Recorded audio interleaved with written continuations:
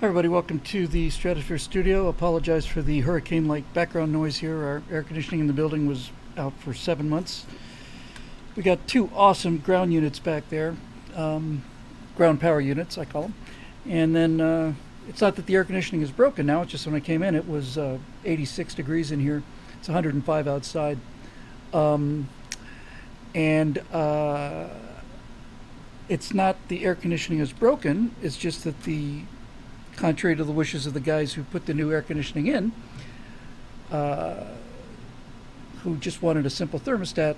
No, the building insisted that they put in the, I'm not making this up, it says the something something platinum level thermostat, which apparently is programmable 7,000 years into the future. It can predict eclipses, it's able to determine shifts in gravitational field. The one thing it doesn't do very well, though, is turn on and off based on whether you want it to be hot or cold. So, unfortunately, we have been complicated out of life support here. So, we expect to have that back tomorrow. I really would be really nice, honestly. I could live with just an on-off switch, but just one thermostat, one little lever. No. As a matter of fact, because I know all of you guys are awaiting this with bated breath. In an attempt to fix this, no fooling, this is the manual for the thermostat, and it's not in 7 languages. This is all in English. This is how you program the thermostat. See? Nothing to it. Anyway, so that's that. I hope everybody's doing well. As for me, I'm at max Q right now. That's how it feels. The vehicle is experiencing maximum aerodynamic pressure at this time. However, I've got some fun things to talk about and show. And I mentioned on the Facebook post that this is going to be a backstory night, so we'll be talking a bit about writing in a minute. As I continue to work on the other things, I found a refurbished iPhone 12. All I need is the sensor. Of course, I had the 11, but and the 11 does the MetaHuman animation to the degree that it was able to do it before. But MetaHuman's 2.0 needs a 12, so I found a used 12 for a couple $100. I'm not going to put anything on it. I just needed to record these new animations that read your face a lot more subtly, apparently. So that should get here any day now. Let's see. Everything else proceeds apace. Of the backstory stuff I want to talk about today has got to do with Major Mace Mattingly, but just as a quick piece of eye candy prior to that, it's not my eye candy, it's somebody else's. I saw a little piece of computer graphics that I like very, very much, and I've got it here. I'll play it for you in just a second. Get the name right, because I will definitely send a link to this. Where did he go? Because there's a couple things about animator guys online I want to talk about. So this guy's name is Robert Wild, and Robert Wild put together something that I really like, and I'll tell you what I'm going to do with it after you see it. Not now, not immediately. God knows I got enough else to do, but just something for fun, be a fun idea. I'll tell you about that, then we'll move on and we'll get going, then we'll take some questions, why don't we? All right, so ready? Here we go. This is from Robert Wild, and using original sound, but all of the 3D stuff is his animation with models made by other amateurs, and I'll get into that in a second. I just think it looks really cool, so I'll tell you what I'd like to do when I have some time. Okay, let's see if we can get this right. Ready? It's only a couple minutes, it's just awesome. All right, here we go. Ready? Up.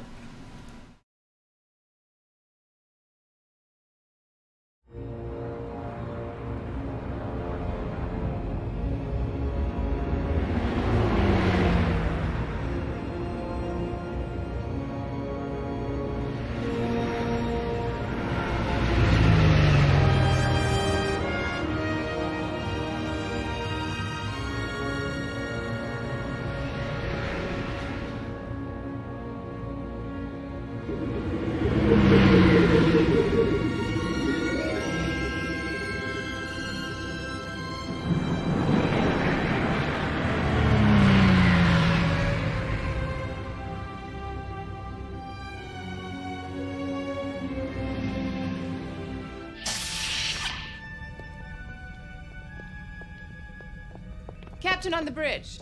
As you were. Lieutenant. Valeris, sir. We were told that you needed a helmsman, so I volunteered. Lieutenant, it is agreeable to see you again. The lieutenant was the first Vulcan to be graduated at the top of her class at the academy. You must be very proud. I don't believe so, sir. She's a Vulcan, all right. Let's get this over with. Departure stations. Scotty. Hi, sir. Did you find the engine room? Right where I left it, sir. Stand by. Uhura, give me the dock master. Control tower reading, sir. Control, this is Enterprise. Requesting permission to depart. This is Control Enterprise. Permission to depart granted. 30 seconds from port gates. Clear all mooring.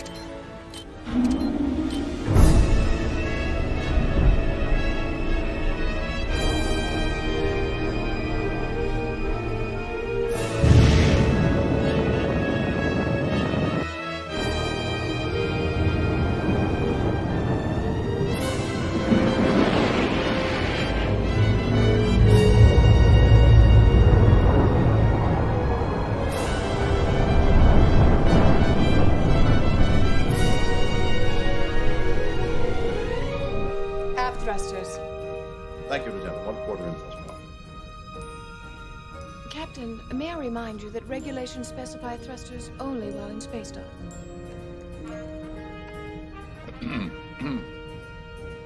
Jim, You heard the order, Lieutenant. Aye, sir.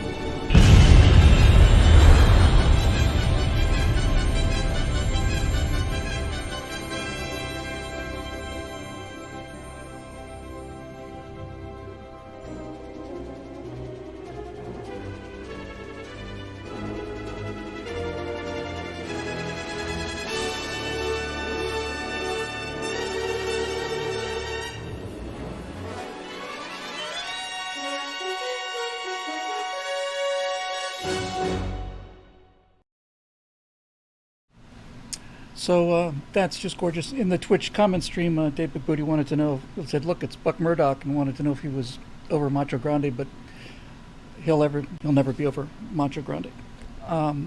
Just want to tell you, just as like I said, as a complete aside, but I saw that and I thought, man, I have to tell you, that is Max X on YouTube wants to know what movie is that. That's from Star Trek VI: The Undiscovered Country, the last of the original crew movies, and probably the second best one, I would say, second or third. It's awfully good, and all of the interior scenes are done from the movie, but all the exteriors, all of the special effects were done by this guy Robert Wild, and I've just seen a lot of movie special effects, and I've seen that Enterprise, and I've never ever seen the Enterprise look as good as it does in what you just saw.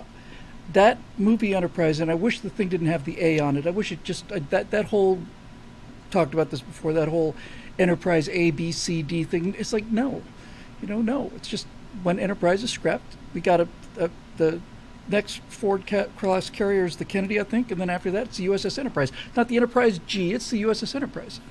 In any event, that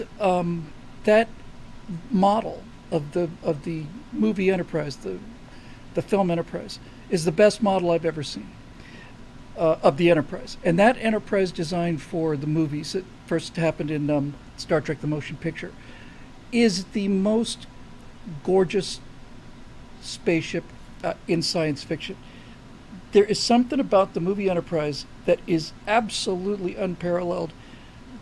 This is my personal opinion, obviously, but Enterprise D doesn't even come close to it. Neither does the TV series Enterprise. Neither does anything they've done before since the Kelvin timeline Enterprise. Nothing. That model is just so perfectly elegant. It's just so elegant, and that's a word that you don't often associate with science fiction ships. But that ship is just a beautiful thing to see. And from every angle, it's done beautifully. John Pershing says that it was done with love. I'm assuming he means the 3D model because that's what I wanted to talk about. So I thought, man, all done in Blender, by the way, in free software. It looked better than the stuff that was in the show. Now, of course, it's 25, 30 years later and all the rest of it. It looked fantastic. And I just saw that and I thought, my God, that is just so beautiful. That Enterprise is so beautiful. And so at the end of the show, you saw there at the end of the little short, there's some other credits, and credits for the model makers that James Wald did the animation, but he didn't build the models. And so the Enterprise was done by a guy named Mr. Klim, and I went looking for him to see what he was going to charge for his Enterprise, to see if I could, if it was in range, because I think that model's a $800 model. But no, he's giving it away for free. I made a PayPal donation for £100 because I got that and the Space Dock model, and I would have been happy to pay more than that, and he certainly deserves it. But this is one of the things that kind of we've been talking about on the show quite a lot, is this crowdsourcing, not just crowdsourcing money, but crowdsourcing talent. There's so many versions of that amazing looking Enterprise out there, and I don't mean other versions of the Enterprise.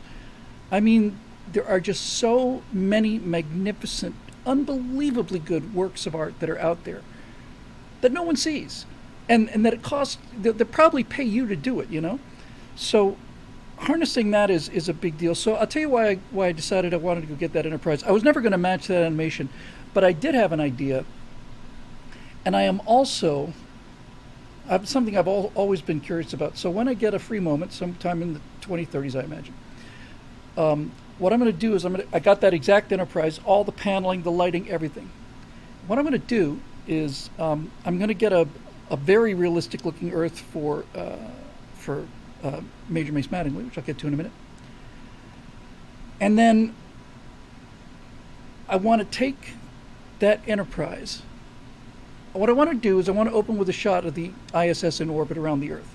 And this will look exactly like any other shot of the ISS in orbit around the Earth. ISS is bright. The planet's so bright it's barely visible. It's almost overexposed. No stars in the sky. There's the ISS. And you're looking at the shot, and then between the ISS and the Earth, I want this thing to just kind of glide past it to show the scale of it. And I've never, ever seen this before, and I'm curious to know what it looks like. But I want to see what the Enterprise looks like in natural lighting, in authentic lighting. It won't be nearly as pretty. I've got a countdown going for a Rocket Lab launch here, so I suppose I might as well just hang on and wait for that to get over with. I've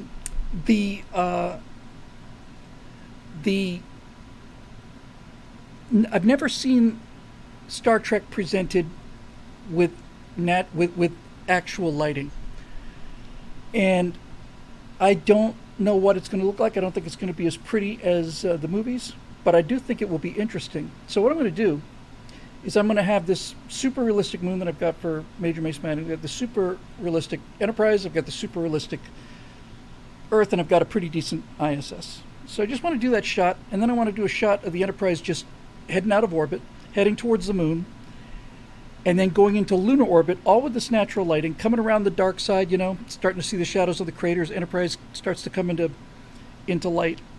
And then I'm going to cut to a shot of the Apollo 11 landing site. It's just going to be the bottom stage of the LEM, the flag, a couple little pieces of instruments on the ground there, and it's just going to be that stark, bright lighting. You're just going to be looking at the LEM, kind of panning around, and just as you're kind of panning around and tilting up just a little bit, this big freaking dish is just going to come right over, and it's going to block it out. It's just going to block out the sunlight, throw its shadow over that lunar module. And I just think it'd be such a cool shot to see the bottom stage of the Eagle there with the American flag, and look up a little bit. It's a tiny, tiny little spindly thing, and to scale, just see this unbelievably elegant, huge thing, just coming kind of past, just sort of like that, just on it like that, and then just clears and heads out into space. I just think that would be wicked fun and cool to do. Very easy. One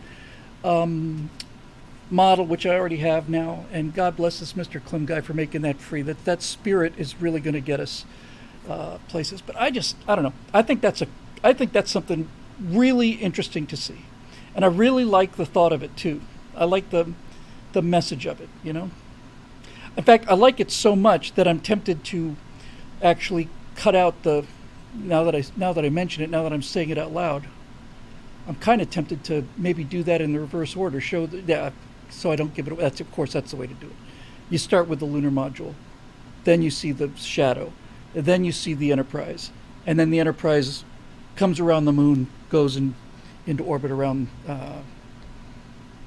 Earth, and then you could have the space dock, which Mr. Klim has also provided for free for everybody in the world. The work he did on this, he did again and again and again, and he just spent days and years of his life on this thing, just for free for people like me to play around with, people like you. Blender's free. God bless him. And then just show it, and then you could do the same thing in Earth orbit. I'm talking about a 20, 30-second piece here. You could also show the, once you've revealed the Enterprise, you probably want to show space dock.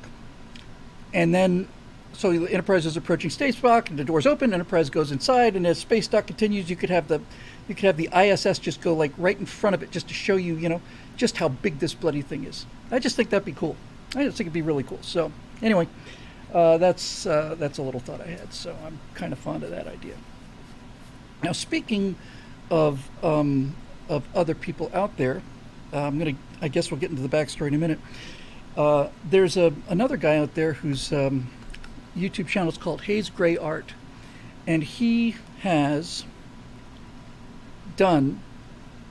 I've seen a bunch of his stuff, and I first saw some of his animation for SpaceX, and I thought, oh, he's doing some really cool stuff. But this guy, over the course of 5 years, and not a lot of subscribers, this guy has done really top quality animations of the launches of just about every vehicle in.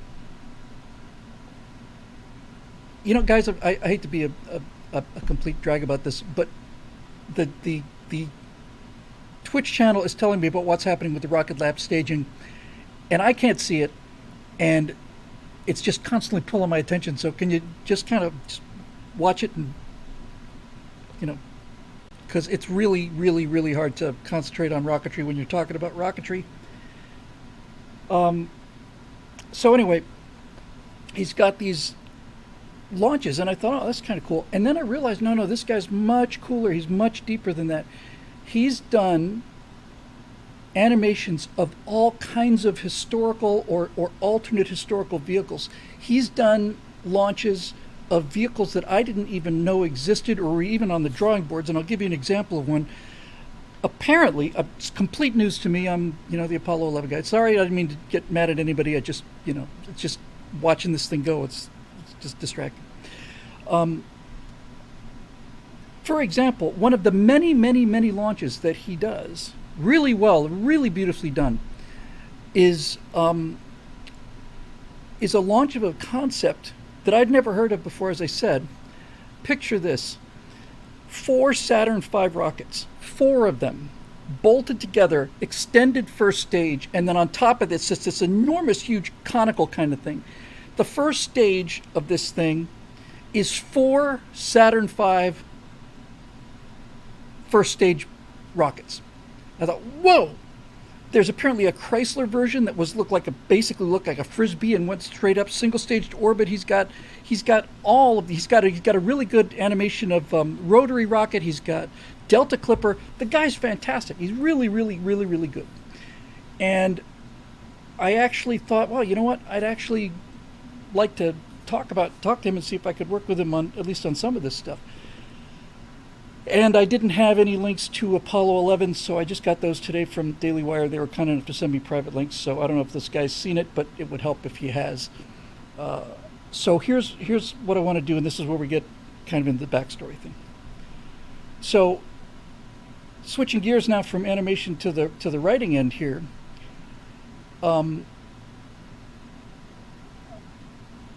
Let's talk about, just from a writing and a screenplay point of view, the importance of backstory.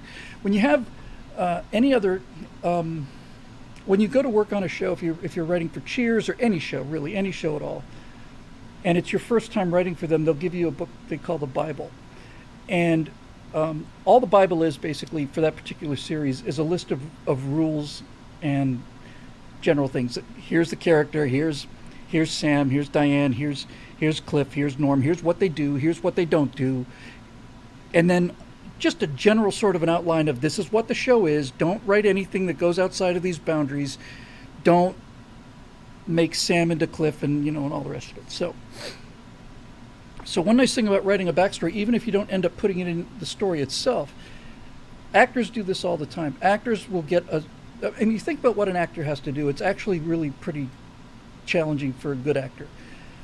A good actor is going to get a script, and he's going to, even if it's a lead role in the script, let's say a movie, there's going to be words that come out of the script's mouth, out of the character's mouth.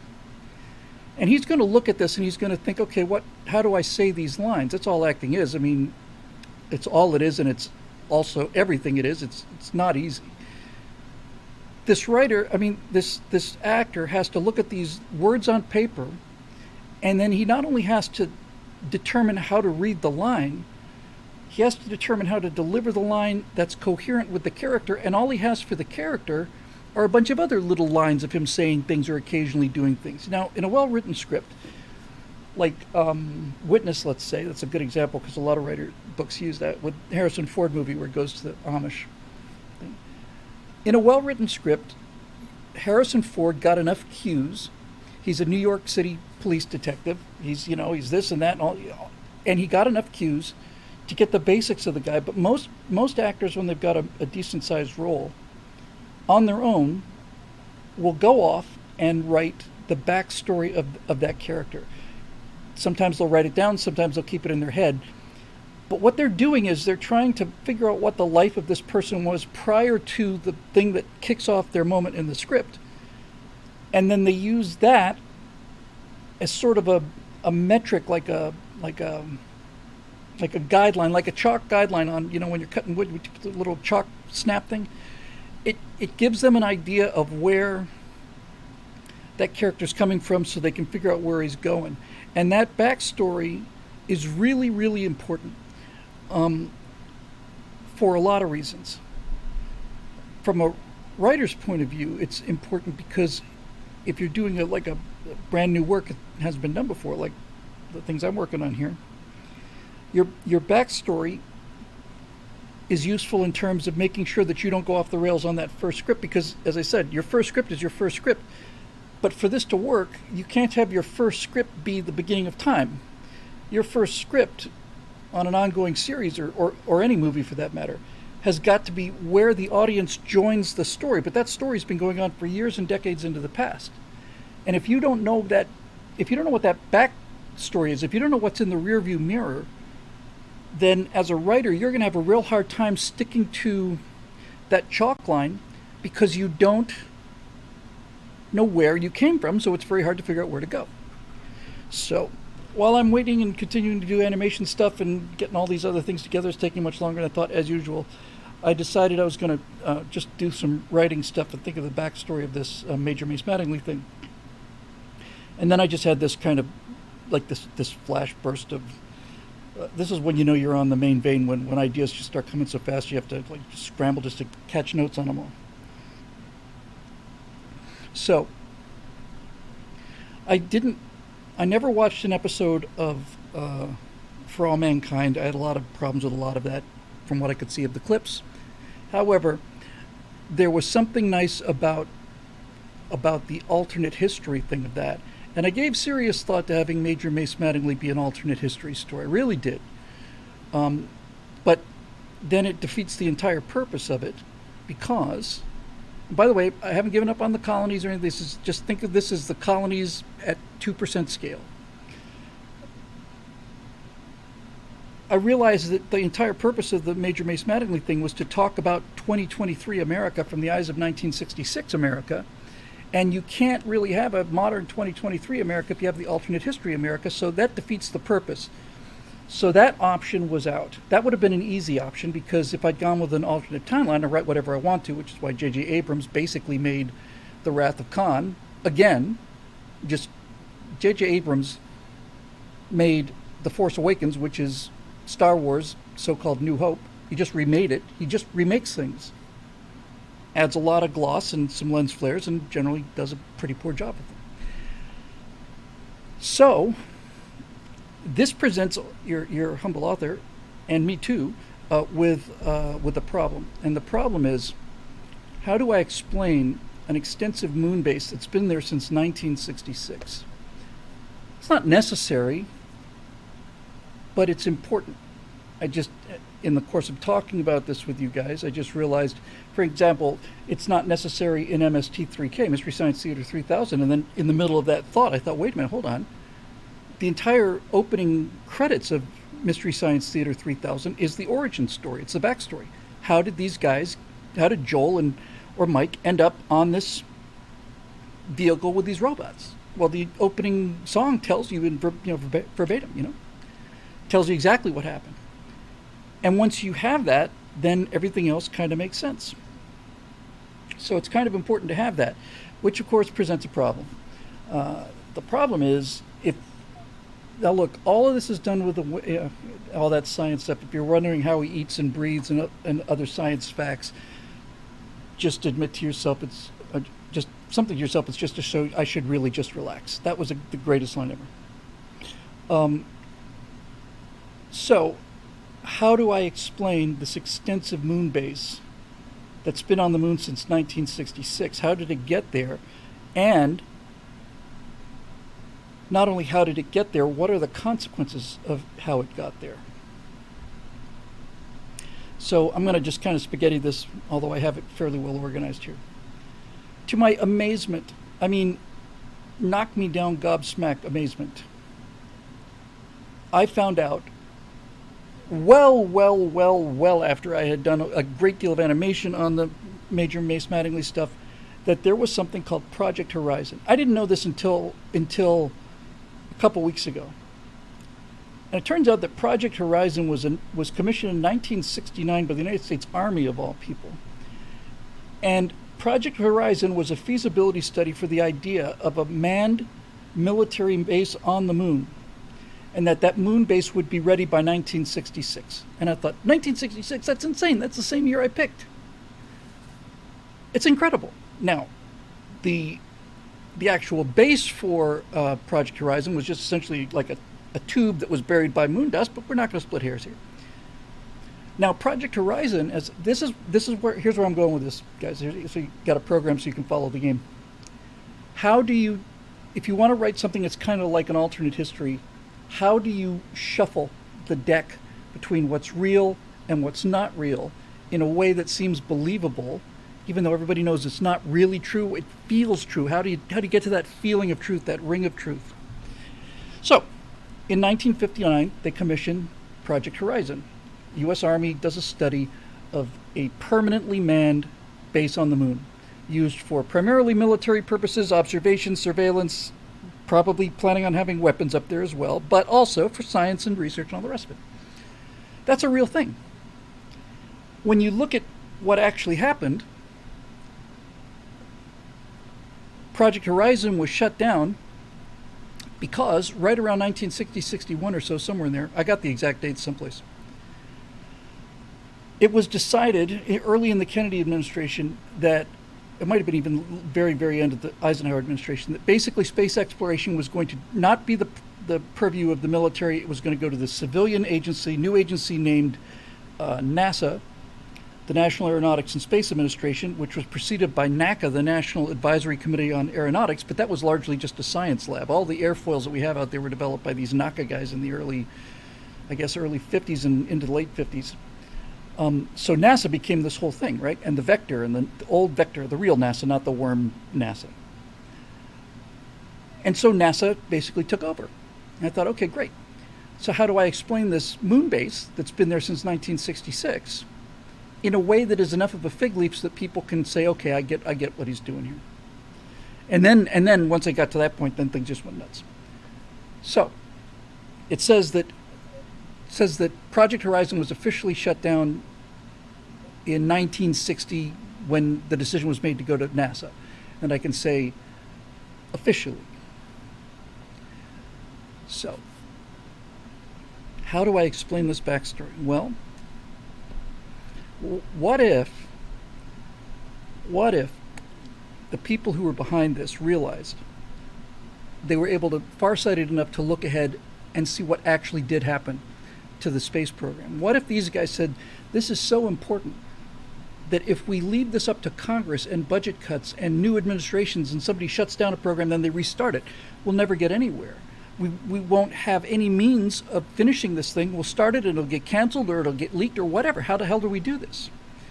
And so I decided that what we could do is we could say that, okay, so the government and the military and the civilian leadership of the government says, okay, here's what we're going to do. We're going to put this secret military base on the moon. We're not going to tell anybody about it. That's why we call it a secret base on the moon. And here's the deal we're going to make with you, North American Rockwell and Boeing and Lockheed and Grumman and all the rest of you guys. We will send you money for the civilian space program.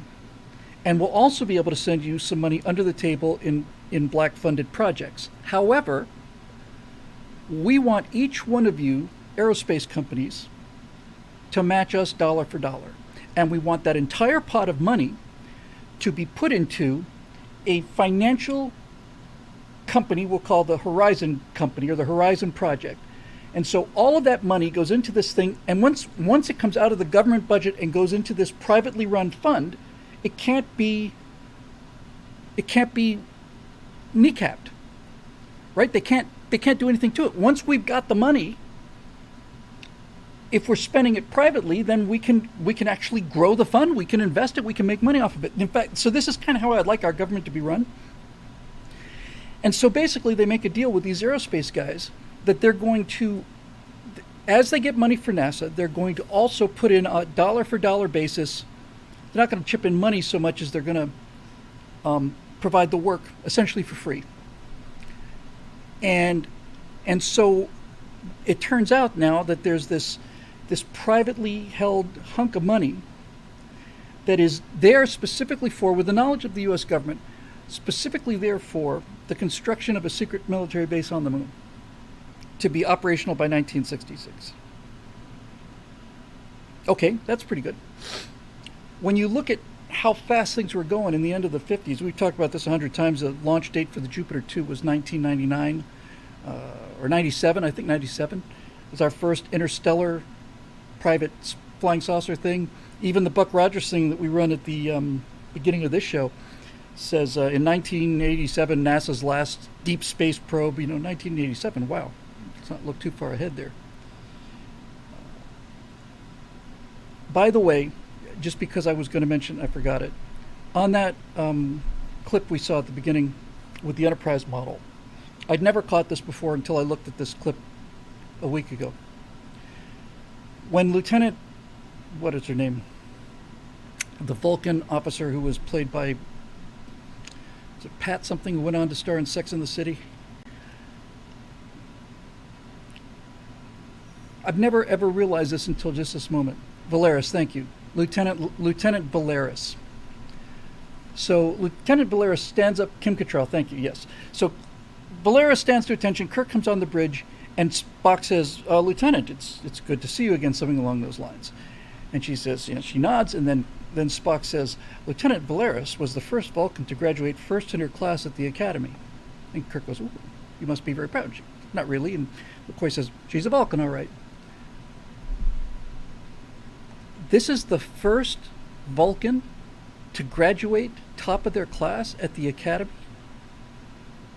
Really? Really? I kind of find that to be pretty freaking pathetic. This is how writers can sneak things in there without you really noticing. Your brain just says, okay, yeah, sure, whatever, I'm on board. This is the first Vulcan. We've already had the entire original series, and we've had 6 movies worth of history. And we've had Captain Pike, and we've had Spock on board, as a science officer for Pike, and all of that time in the Federation founded by, the Vulcans were already just cruising around on interstellar space. They stumbled upon the Earthlings. We'd invented our own warp drive. That's the backstory for Star Trek.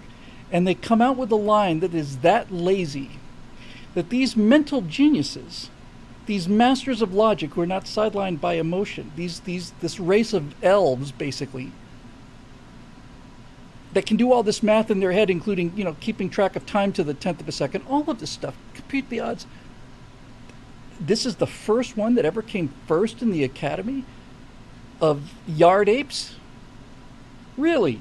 Round-eared, pink-skinned yard apes? That's a strange line. How did that line get past anybody, let alone the writer? How lazy is that?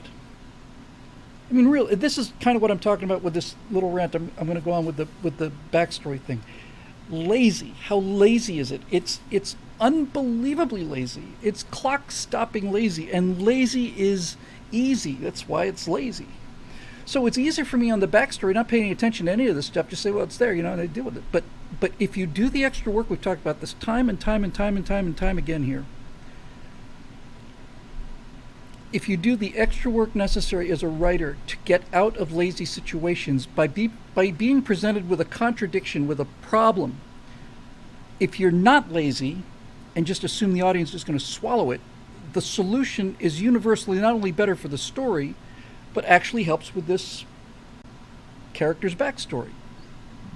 So let's just assume for a minute that, yes, and Eric says Valeris was supposed to be Savick from Wrath of Khan, and they changed the character, blah, blah, blah.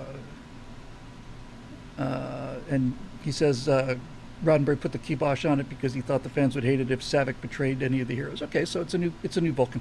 That's fine. It's a new Vulcan. We got hot Vulcan chicks now. That's the thing. Although I was not a fan of the one from Search for Spock very much.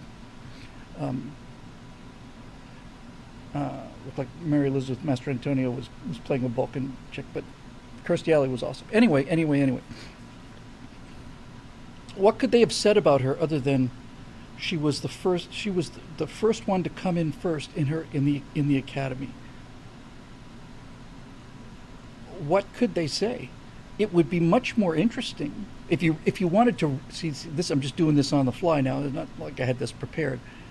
I was thinking, what would be interesting would be if she was related to Spock in some way. And then I thought, ooh, related to Spock. What if? Whoa! Ding, ding, ding, ding, ding.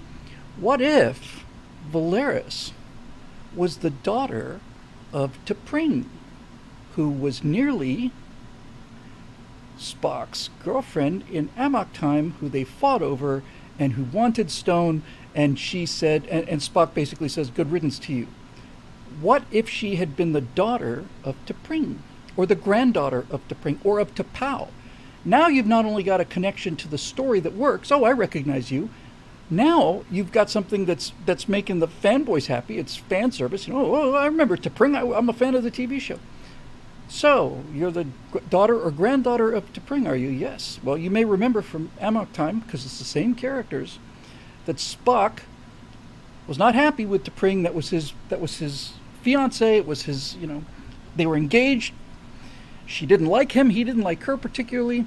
They fought over her. She had her own champion, Stone. I thought it was Stone, but Sten, whoever, whatever. Some big beefy, Vulcan equivalent of, Roddy Piper or whoever it was. And he nearly kills Kirk over this. And when he leaves, he hates this T'Pring, and rightfully so. She's a horrible person. If the writer had known the Star Trek well enough and just tried to solve this problem with a little bit of thought, it took me all of, 2 minutes here to come up with this? I didn't have this in advance. Then, you've got this weird sort of thing. She's kind of like family, but she's also kind of suspicious, right? In other words, when you find out that she is kind of cut from the same cloth as T'Pring, did Spock see this coming? And how would that have changed the dynamic of Spock doing the mind meld, where essentially he basically mind rapes her for the information he needs? We've never seen Spock do that. Spock's never, ever done that before. It was a real moment. Like, oh my God, Spock, what are you doing? I'm going to force this information out of her because it costs us the Federation, because she's a freaking traitor.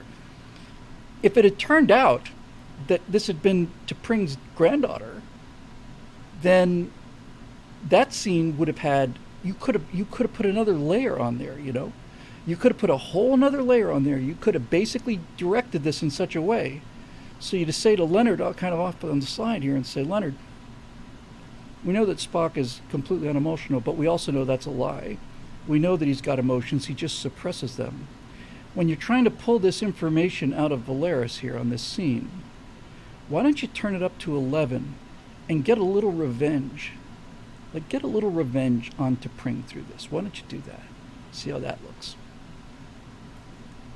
Now you've got Spock doing this invasive thing that's completely against his character and kind of shocking, but what would make it even more shocking and interesting would be if he was actually enjoying it a little bit, you know? He was just actually kind of just a little bit enjoying it, just a little bit, just a little bit. Nimoy is the kind of actor who could pull that off with just the slightest little glance. Let's not make a big deal out of it, Leonard. Just take it to where you need to be essentially mind raping this woman, and then give it another 10% and give me one moment where you can see that you're still pissed off about this after 30 years. That would be cool. See, that would be really cool. That's what good backstory writing is, and I just did some on my own. Look at that. Okay, so how do I get this moon base up there? Well, I figured out a way to get the money done, and I figured out a way to get the people involved. Now I had a problem of, all right, how do you do this in secret? And then this launch guy comes in, this guy Hazard and so on. There was a program that was canceled because of NASA called Dinosaur. It was a play on words, obviously. It was for dynamic soaring vehicle, something like that. But Dinosaur, 2 words, Dinosaur. It's a little one-man winged space shuttle. They put it on top of a Titan II booster, put big things on the bottom of the Titan II booster, and essentially, instead of launching a Gemini capsule, it launches this little one-man space plane, flies around, changes its orbit. Apparently, they said it could bounce off the atmosphere and change its orbit, very low energy, can land at any airport anywhere kind of thing. And they canceled the program. Or did they? Or did they? And this is where all of a sudden things started to come together for me. I'm like, okay, I'm starting to get an idea here. What if they didn't cancel Dinosaur? What if Dinosaur was just a test program? And what if the pilots were the guys who are the kind of guys who are on the moon right now? What if those guys were test pilots for Dinosaur? So I start looking into Dinosaur program, and I start trying to figure out what's going on at that time in terms of all these programs. There's all these big rockets and Novas on the board. Von Braun has got, NASA. He's taken NASA the Von Braun way, but there's a lot of other stuff going on, most of it for dynamic soaring. Thank you, Max. What if the military had said, no, we're not going to go with NASA. We're just going to do our own thing. We'll do it quietly, of course. Obviously, our national space program is NASA. Rock on. And what if they had continued to develop their technology at the speed that they had actually done it in the real world in the 1950s and 60s? No, it wasn't the one that Steve Austin crashed. That was a lifting body thing. Project Horizon manned moon base, called for a crew of 12 to 20. All up at once. 12 to 20. Now, you need those kind of guys to build a station up there. And I'm thinking, ooh, I like that, because I've often felt that how do you explain this base with just the 4 guys we've got from Major Mace Mattingly? It seems like an awful lot of construction work for 4 guys. So let's just say there were 20 guys there. We're working on it. We're kind of figuring things out here. Okay.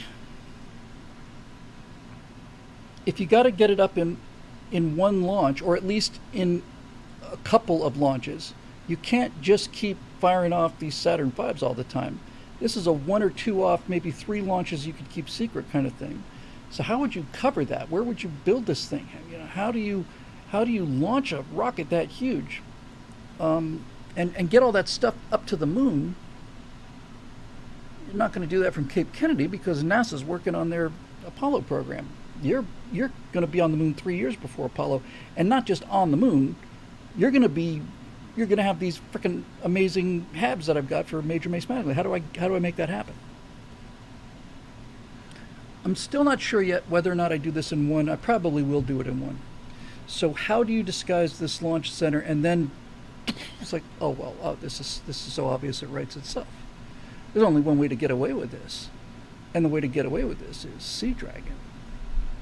Now, like I said, I saw a little bit of clips from For All Mankind. I didn't like the show, but I thought some of the effects were cool. And the effects they had for Sea Dragon were mind-boggling. So for those of you unfamiliar with this real concept, was Sea Dragon would be a rocket that was so big that it would not stand on its own weight. Basically, there was no way to build a pad big enough for it. This thing is wider than 10 Saturn V's. It's just a cluster. Imagine 10 Saturn V's clustered together. That's Sea Dragon. And the thing about Sea Dragon that I like too is that it's also extraordinarily simple. It was the ultimate big dumb rocket. Nothing to it, just apparently one humongous honking engine, right? And just sits out there. And the idea is you tow it out into the middle of the ocean, and then you sink it. Turns out the fuel, the liquid oxygen, and the whatever you're going to use for your propellant, alcohol or liquid hydrogen, whatever, is a little bit lighter than water. So you get this monster of a rocket that sits 80-90% underwater, and it's actually kind of stable there like that. Okay, all right, I'm liking this build. This is cool. I'm liking this a lot. So Sea Dragon. So they build Sea Dragon in secret. Where do they build Sea Dragon? What if they built it the same place that they built the Howard Hughes mining barge that they actually did build for Project Azorian, which I covered in the Cold War? They built that on Mare Island. Now, this is where this backstory lore kind of thing starts to get really cool, because now you're at the point where you can take things that you know and you plug them in because they seem credible. It's obviously the whole thing on its side entirely is incredible, but if you make every single piece of it sound credible, then that's how you basically convince people to do this. John Pershing says the Hughes bars was a cover for Sea Dragon. What if I just had a freaking great idea based on what John just said. So for those of you familiar with Project Azorian, I've talked about it a lot. Project Azorian, it's my favorite episode of the Cold War. They built a ship called the Glomar Explorer, which was designed to go down out in the middle of the ocean, 16,000 feet deep, and scoop these magnesium nodules off the surface of the ocean floor. And they handed out these little nodules, and they should look at these. It's nothing but iron and trillions of dollars of minerals out there on the ocean floor. And Howard Hughes is crazy enough to have built the ship to go out and scoop them up. Well, that was never the mission. Glomar Explorer had a giant hole in the bottom, and its goal was to take this mechanical claw, they named Clementine, and grab a Soviet ballistic missile sub that had sank in 1968 and bring it up to the surface. I've told this story many times. I'm not going to tell it again. It's just awesome. But what if all of Project Azorian was a cover story for Sea Dragon? See where I'm going with this kind of thing? It's just kind of cool. I don't think I need to do that, but it's interesting. So if they have their rocket ready, they're building things fast. I gave this serious thought. I think on balance I'll probably reject it. But I thought, okay, so if they're going to launch this bloody Sea Dragon thing, what they're going to need is some kind of distraction, right? Some kind of distraction where all the world's attention is focused someplace other than Kwajalein, let's say. And that's another interesting thing. You don't do it out in the middle of the ocean, right? You do it in Kwajalein Atoll. It's where the nuclear tests were. We have complete control over who goes in and out of Kwajalein. It's not ocean, so it's much calmer in there. You could ship all the parts out there, assemble it on Kwajalein, basically, sink it in the middle of the Coral Atoll. We did a bunch of H-bomb tests out there. We had the facilities. Nobody would notice big shipments heading out to Kwajalein right around this time because we were doing the H-bomb tests out there. Or in a WeTalk. So I sent it out to one of these things, right? And you're building this rocket. And the nice thing about Sea Dragon is it's not a terribly complex rocket. It's just a giant fuel tank and a big engine. Max Model says, the Tet offensive. And I thought, good, but we got to be on the moon by 66 because I said so. And Tet was 68. And I don't know if I'm going to go with this because I'm not sure the timeline works, but I might. I might have the Sea Dragon launch during the Cuban Missile Crisis. And I've even thought about the idea of making the Cuban Missile Crisis kind of a mutual kind of thing where both sides have something big that they want to do, and everybody's paying attention to the Caribbean. The whole world is focused on Cuba, and nobody's paying attention to what's going on by that much. 1962, still a little early. You could say that, look, they weren't ready to build the base in 62, but they were ready to get everything they needed up to lunar orbit in 62 with Sea Dragon. They were just waiting. This thing kind of came along. It's a little early, to be honest with you. It's probably not going to work, but who knows? Why not? So now, of course, the reason you have to kind of count the Soviets in on this is because the last thing you want during the actual Cuban Missile Crisis is to launch the largest missile in the history of the universe on the other side of the planet. You know, if everybody's at DEF CON 5 and And the next thing you know, this frickin' Sea Dragon comes out of the water. The Soviets are going to think this is a preemptive attack. But you could kind of, play around with the edges on this kind of thing. So I thought, okay, Sea Dragon definitely. I don't know if the Cuban Missile Crisis will work. It's got a nice ring to it. DEFCON 2, I guess I got that backwards. DEFCON 1 is full nuclear war. I got it backwards. So, all right, this is starting to come together nicely now. So, now I've got some interesting problems. Kennedy works great. Kennedy as president coming in, Eisenhower wasn't terribly interested in the whole space thing. And Eisenhower had a genuine fear about the military-industrial complex, but Kennedy didn't. So you could say the second that Kennedy came in, they said, hey, we did this project thing just a year ago, Mr. President, a year and a half ago, about a base on the moon, permanent base on the moon. And Kennedy says, let's go, let's do it, make it happen. Well, we don't have budget cuts, we'll figure that out. So Kennedy's in. And, of course, that plays a little bit to the Kennedy assassination conspiracy. I'm just going to let that one drop. I'm not going to cover that, but people draw their own conclusions. Anyway, so Kennedy approves this thing. Okay, we're good, we're looking good.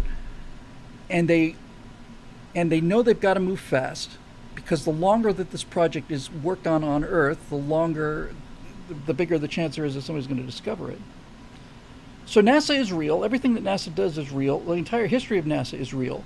But meanwhile, out in the middle of the Nevada desert, they're testing some pretty advanced technologies out there.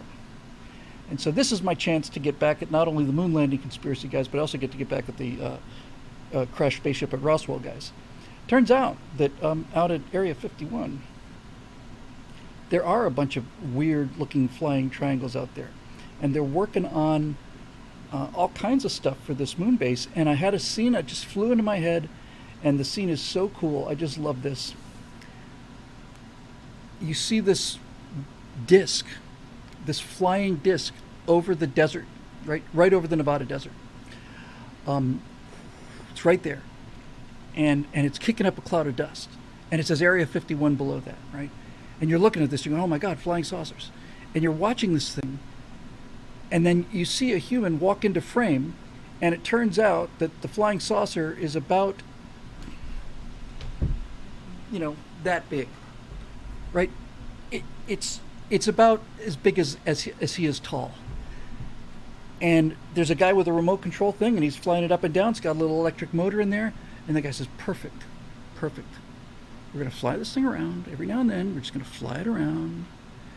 And people are going to think that what's going on here is we've got flying saucers, but the truth of the matter is flying saucers is just a diversion for what we're really doing out here. What we're really doing out here is we're building a moon base. We're getting everything ready for the moon base out here.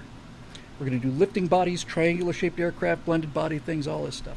Hyperion, one of these many things, actually on the drawing board's ready to go.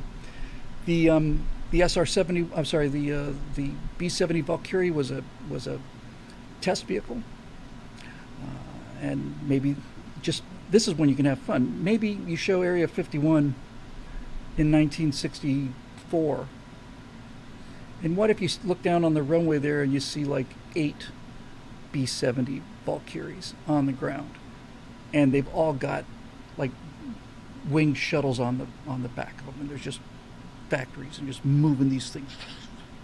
There's like 8 or 10 or 12 B-70s down there. All those are designed to be supersonic bombers. Really? They sure do have an awful large flat space on the back deck. They can go to 100,000 feet at Mach 3. This was the original design for the space shuttle. So what if all of this stuff about Area 51 is true, but it's not that there's alien technology there? We've just set up the alien UFO thing as a ruse for suckers. What we're really doing there is we're being Americans out there. We are unleashed from the government. We've got the money. They can't cut the budget.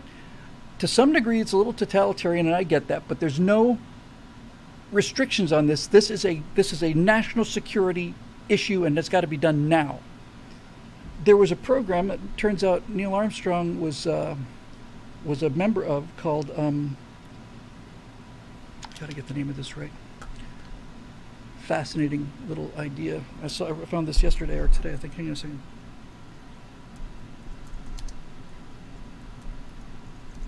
It's interesting because it says a lot about the time.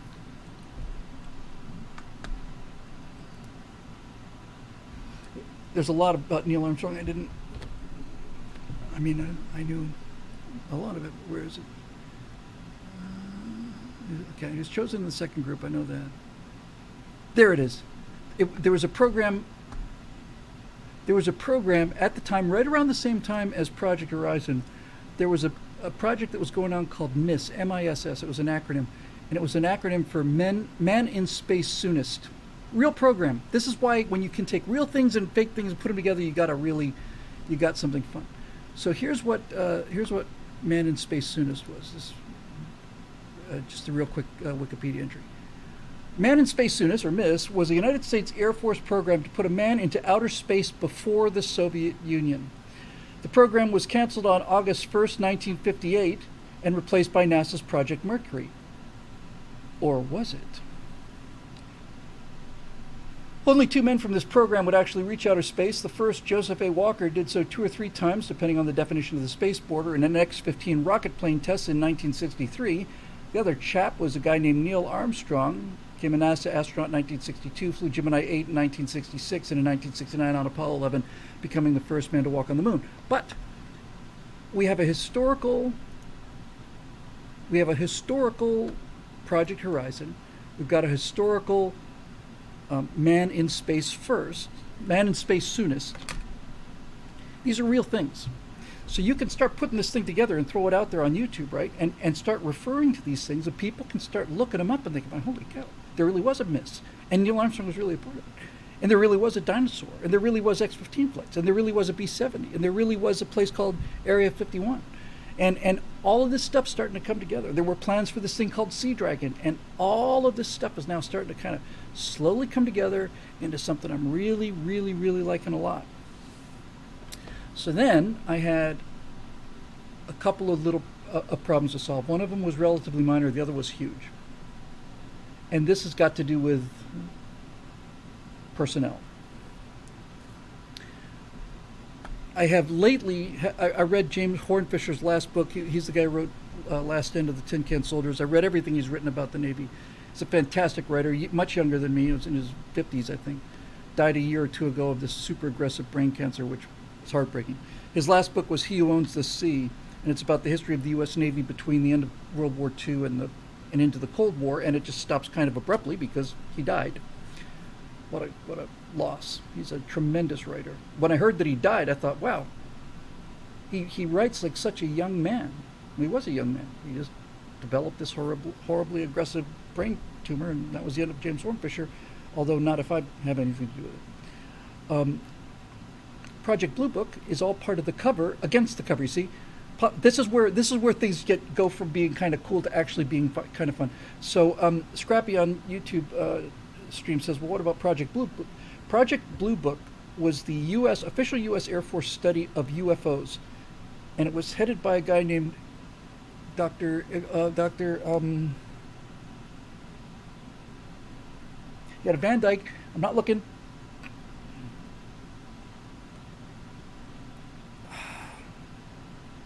I want to say Von Daniken, but he's the guy who wrote Chariots of the Gods. All right, what's his name? It'll come up.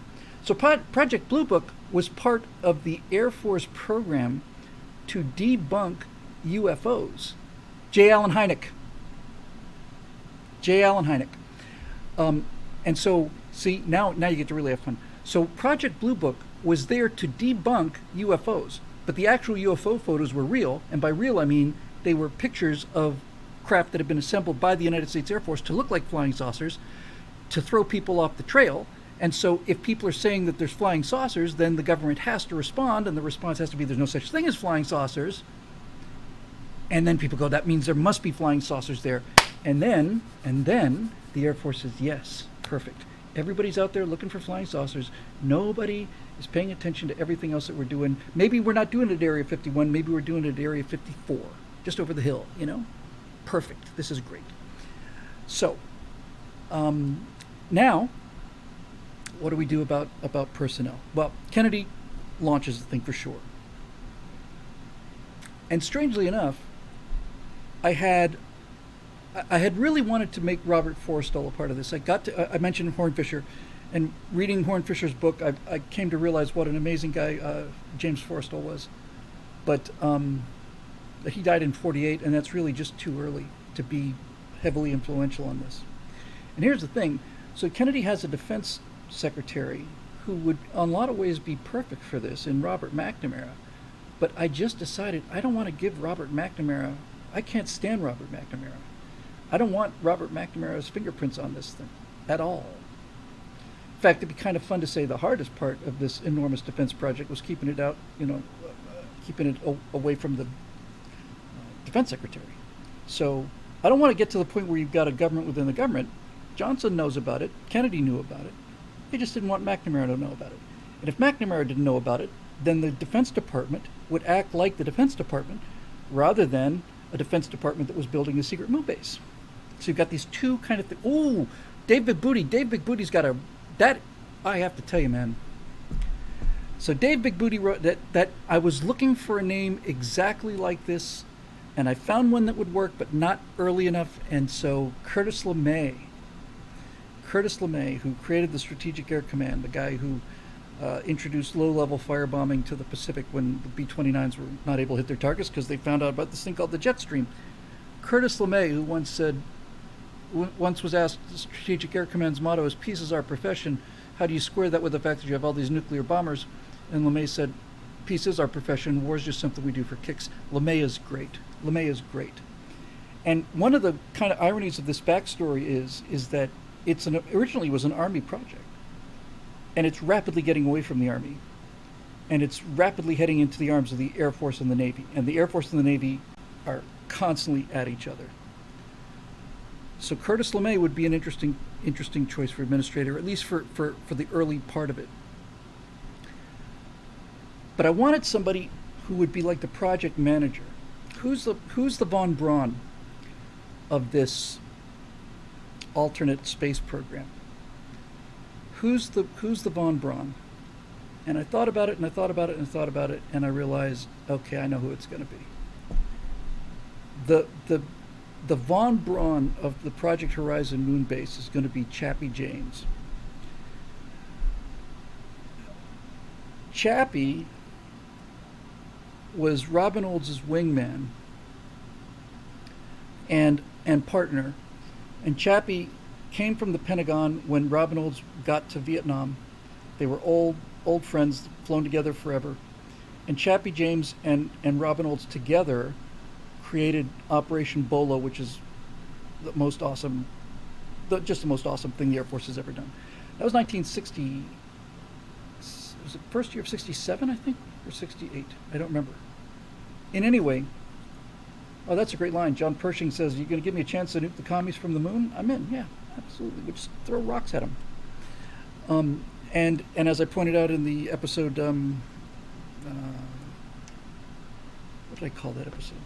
The Liberators. Robin Olds and Chappie James worked together so often. Robin Olds was the squadron commander that they called themselves Black Man and Robin. So I'm going to put Chappie James in charge of this program for a number of reasons. I'm coming to Rickover. I got all that coming up too. And the reason I want to put Chappie James in there is because I knew who Chappie James was, and I knew he was the first 4-star Black American to become a 4-star general. But the thing I liked about Chappie James, and especially the relationship between Robin and Chappie, was there was no black guy, white guy things here. They were just pilots, and that really has to be there. Battle Smurf has got the thing on the nose here. He mentioned Kelly Johnson from Lockheed. So basically the deal, because Lockheed didn't do an awful lot of the NASA stuff. Not an awful lot. They obviously contributed. But if I remember correctly, North American Rockwell was the contractor for the command service module. Grumman had the LEM. Boeing had, I think, the stages and so on. Lockheed was in there somewhere. But maybe what this is actually, I completely forgot it, so thanks for bringing him up. Kelly Johnson, in the 50s, invents the U-2, which is flying at 80,000 feet. It's an engineering marvel. And when it turns out that it's very, very high but very, very slow, and the CIA says we need something that can't get shot down, Kelly Johnson says, look, I'm not interested in making a U2 version 2, a B model of the U2. You know, if we're going to do something, it's got to be revolutionary. So Kelly Johnson designs the A12, which became the SR-71. And so basically Lockheed Skunk Works is going to be the prime contractor of this, and they're going to be working on all this stuff in secret because Kelly Johnson's right at the right time there. So he's kind of the chief engineer on this. I'm so glad you mentioned him. But the project manager is Chappie James. And because Chappie had a very good organizational sense, he has a good engineering background. And I've known about him and admired him since I did the research for the Cold War series. But this I did not know until today. Hang on.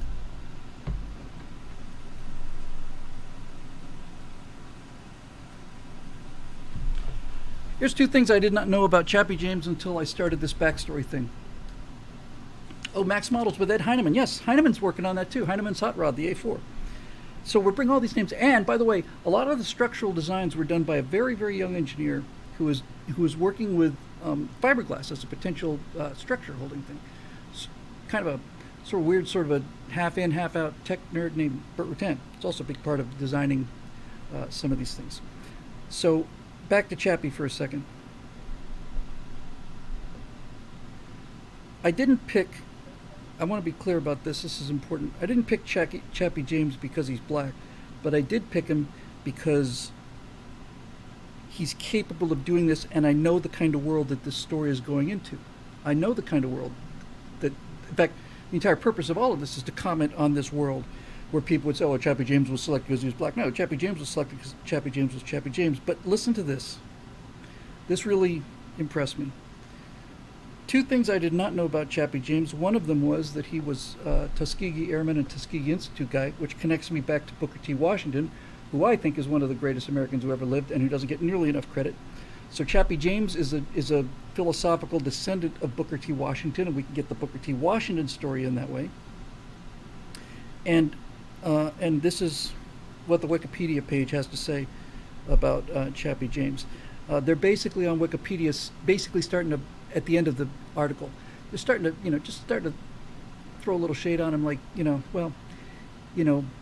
basically what the Wikipedia article says is white people loved him because he was critical of the civil rights movement, or at least the excesses of the civil rights movement. So basically the Wikipedia article kind of paints him as this Uncle Tom. Here's a direct quote. Listen to this. This blew my mind. This is why it's going to be Chappie James.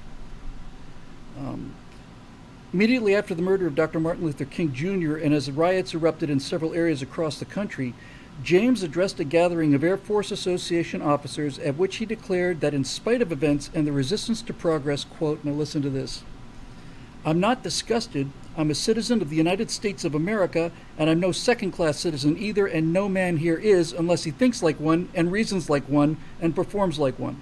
This is my country, and I believe in her, and I will serve her, and I'll contribute to her welfare whenever and however I can. If she has any ills, I'll stand by her until in God's given time, through her wisdom and her consideration for the welfare of the entire nation, she will put them right. How did I not know that quote? That's maybe the greatest quote of all time. Honestly, seriously, that is unbelievable. And then I'm going back to,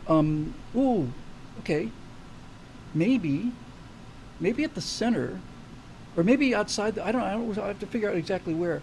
But what if the absolute center, or the opening, the bottom step or something? What if the bottom step of the ladder to this station, it's actually a stairway, what if the bottom step was made out of red bricks? And what if those red bricks were actual bricks that Booker T. Washington had fired at the Tuskegee Institute? Or maybe there's just one red brick. This is better. There's one red brick mounted at kind of the entrance, right? It's the brick. It was the first thing put there. It's like the cornerstone.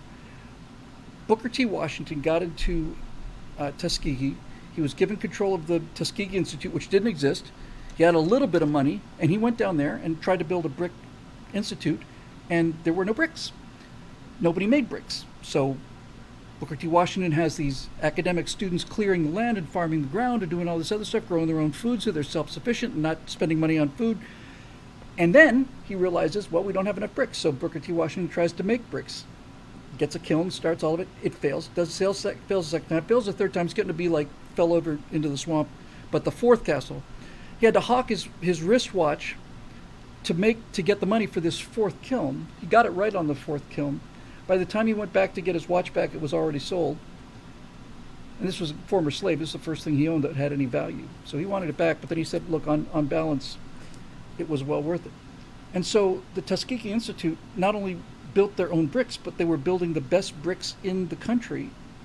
And all of these Southern racists were coming to this black man and his black students to buy bricks to build their own houses in. This is the entire theory of American race history. This is the alternate history, and we're on the evil timeline. It could have gone that way, but what a frickin' statement that was from Chappie James, right? What a statement. Got a quick super chat here from Dondick 2K. The thought that these guys were designing these craft at drafting tables with parallel bars, plastic triangles, slide rules, and lead holders is America. Yes, this is the whole point of all of this thing, is to show you what we were able to do that was not based on technology. Thank you so much for that, and thank you for the super chat. It's not about the technology. It's about the will. It's about the competence. That's what this whole little mini colonies thing is about. It's about what we can do when we unchain our minds and hire the best. So this presents some interesting ideas. That landing craft that I had, I was trying to find a way to call it the Forrestal, but I can't do it. But what if, I don't want to go too far with this, but what if the name of this base the official name of the base is the John F. Kennedy Lunar Research Outpost? But that's not what people call it. What everybody who goes there and everybody works there calls it is, they call it Jamestown. See what I did just there? See what I did? Think about how bloody perfect that is. Jamestown. Oh, Jamestown, like the first colony on the United States. Yeah, it's the first colony on the moon, called Jamestown. So it was named after the same guy who they named the colony in Virginia? Oh, God, no. It was named after Chappie James. That's why we call it Jamestown. It's technically the John F. Kennedy blah, blah, blah, blah, but we call it Jamestown because it's the base that Chappie built. Aha! Now things start to get really, really, really cool, and all of these cards start shuffling together, and you're starting to build an alternate history, or not an alternate history, like a secret history, where everything is starting to work together here. So I thought, okay, now we know that Chappie did go back to Vietnam in '67, I think it was, to do Operation Bolo with Robin Olds. But what he was doing before then, I looked it up. It's not something that was terribly, high profile. So he could have been running the whole Moonbase thing on his own here. Did they call it that in For All Mankind? I hope they did, because screw For All Mankind. I'm going to call it Jamestown after Chappie James. I know for a certain fact they didn't name it after Chappie James. That I'd be willing to bet. So what if the base was called Jamestown, and what if that advanced lander that I showed a couple of episodes ago, that kind of really cool, tall, big lander, which is gotten there by a Sea Dragon. What if that was not the USS Forrestal? What if it was the USS Washington? What if it turned out it wasn't the USS George Washington, it was the USS Booker T. Washington? Just a thought. Maybe that's too far, I don't know. But in any event, you are denying the progressives any access to the battle space. This battle space is ours. We prepped this battle space. They're walking into our kill boxes now. Now we're the ones setting up our artillery and zeroing in our artillery and our mortars, and we got our machine guns in place and all the rest of it. It's a cultural war. So if we name this place Jamestown after the first black general who got there because he was so bloody brilliant, and who had a statement like that, by the way, which is, in my opinion, much more moving than anything Martin Luther King ever said. And then you get Booker T. Washington in there, who's also unknown. You could play with it that way. You could play with it. I did not realize that, but of course, Dave Big Booty says Jamestown was named for a British king. Jamestown was named for an American aviator. Yes, a Tuskegee airman, no less, who basically was the Werner von Braun of this Project Horizon Secret Moon Base. So, now we get to some of the emotional issues with the staffing. By emotional issues, I'm talking about not so much things that need to be there in terms of making the story credible. Ultimately, it's my sandbox and it's my toy, and I can play with it any way I want to. That's the whole purpose of being a content creator. So now what?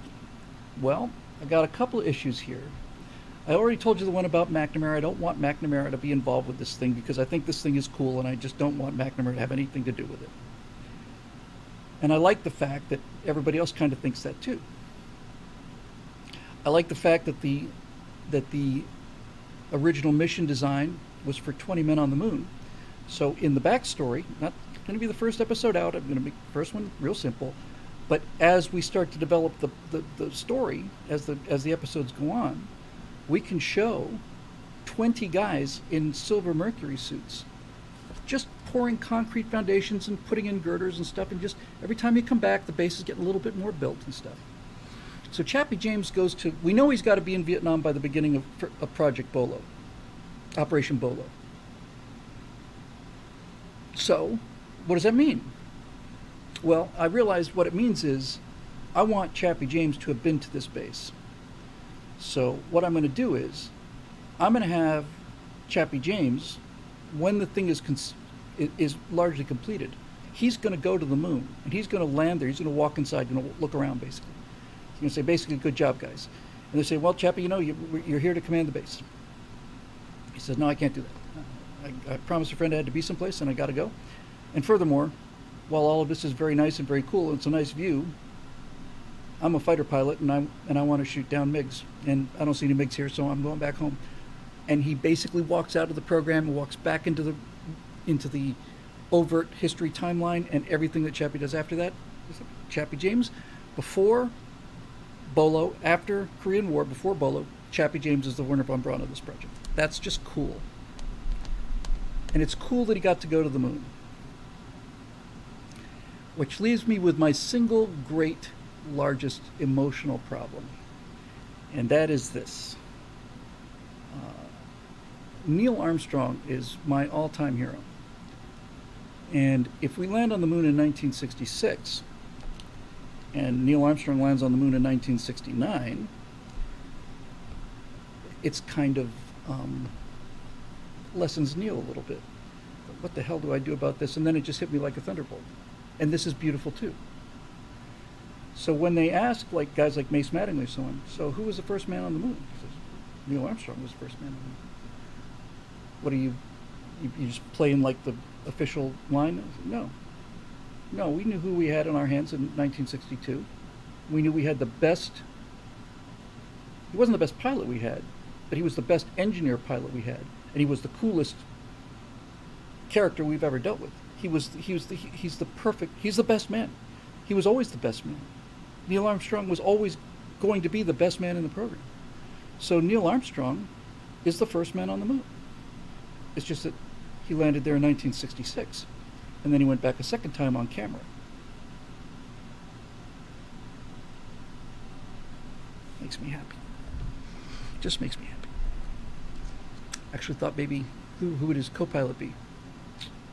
I don't know. Not Aldrin, but I thought about having, thought about it being, it can't be John Boyd, although I can get Boyd involved with the story. I thought about it being Robin Olds, actually. But in any event, so it turns out that Dave Big Booty makes a case for Lovell. Lovell certainly earned his spot here.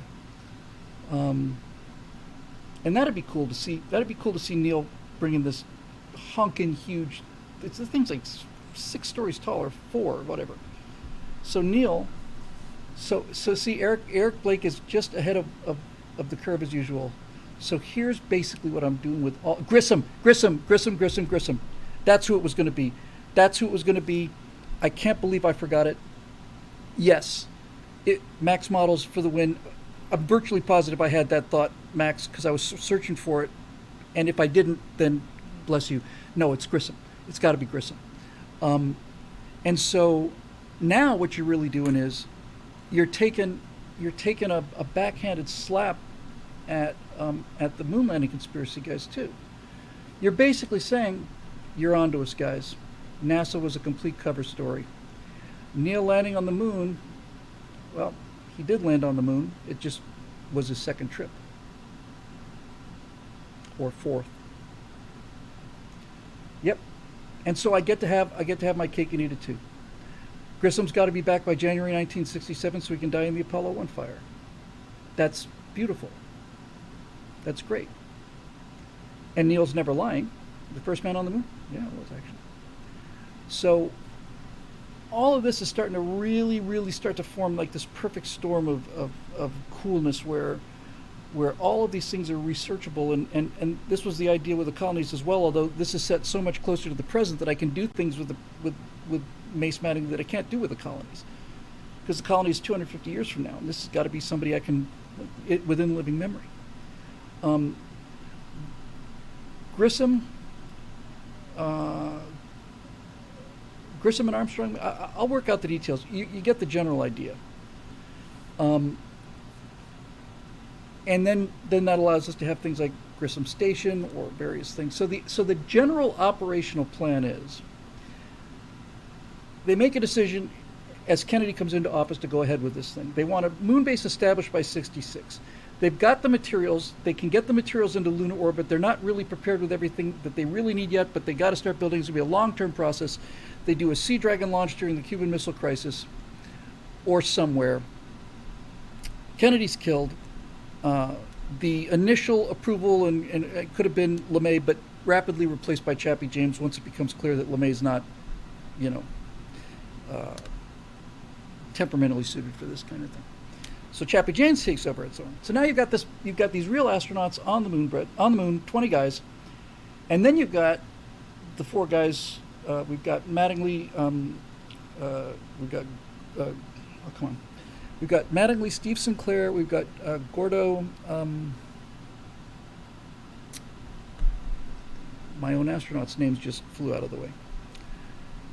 So now, what about the four guys that are not part of the backstory, part of the real story? Well, Mace Mattingly basically becomes the secret Neil Armstrong. He's first person to say there's nobody going to match Neil Armstrong.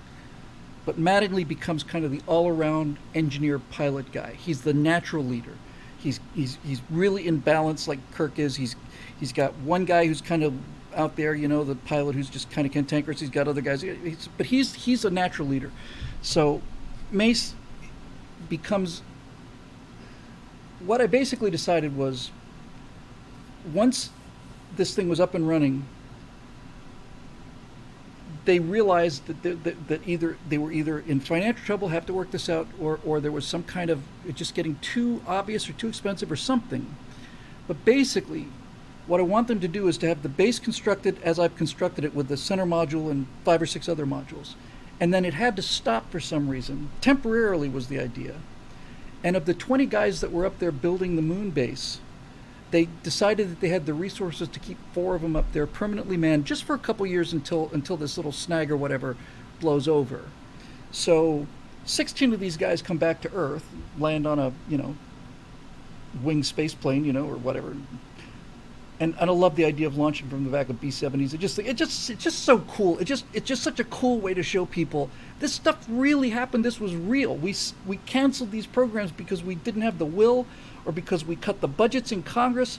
But it's not like these were drawing board things. The frickin' B-70 flew at Mach 3. And I'm bringing the B-70 back. And I'm giving it a purpose.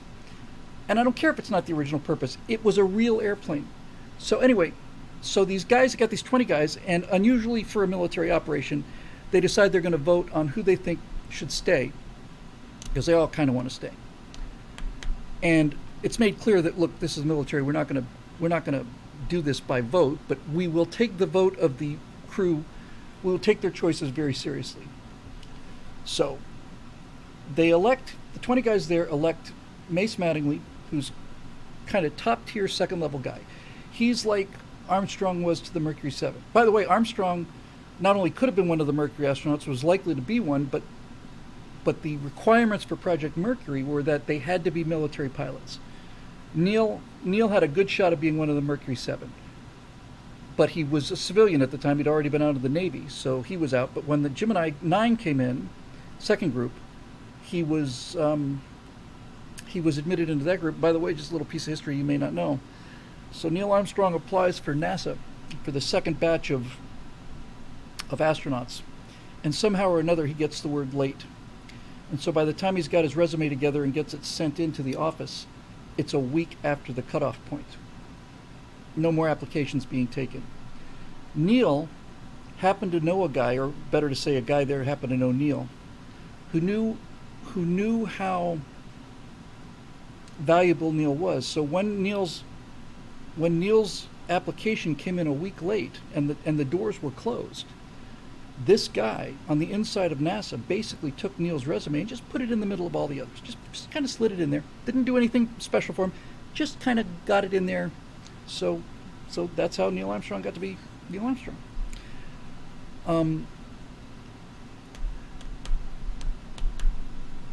So I'm going to do this before I forget.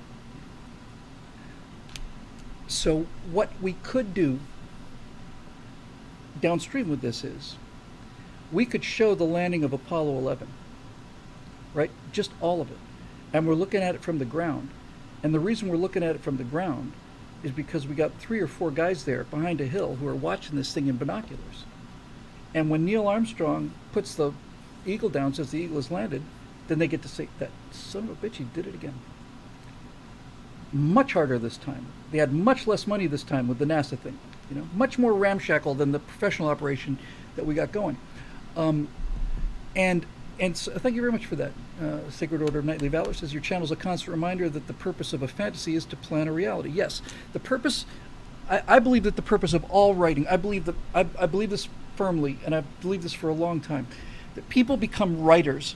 Forget the rest of it. Writers of any kind, but especially science fiction. But I think anybody becomes a writer because writers are people who are consumed with the idea that things didn't go the way they should have gone, and they want to make it right.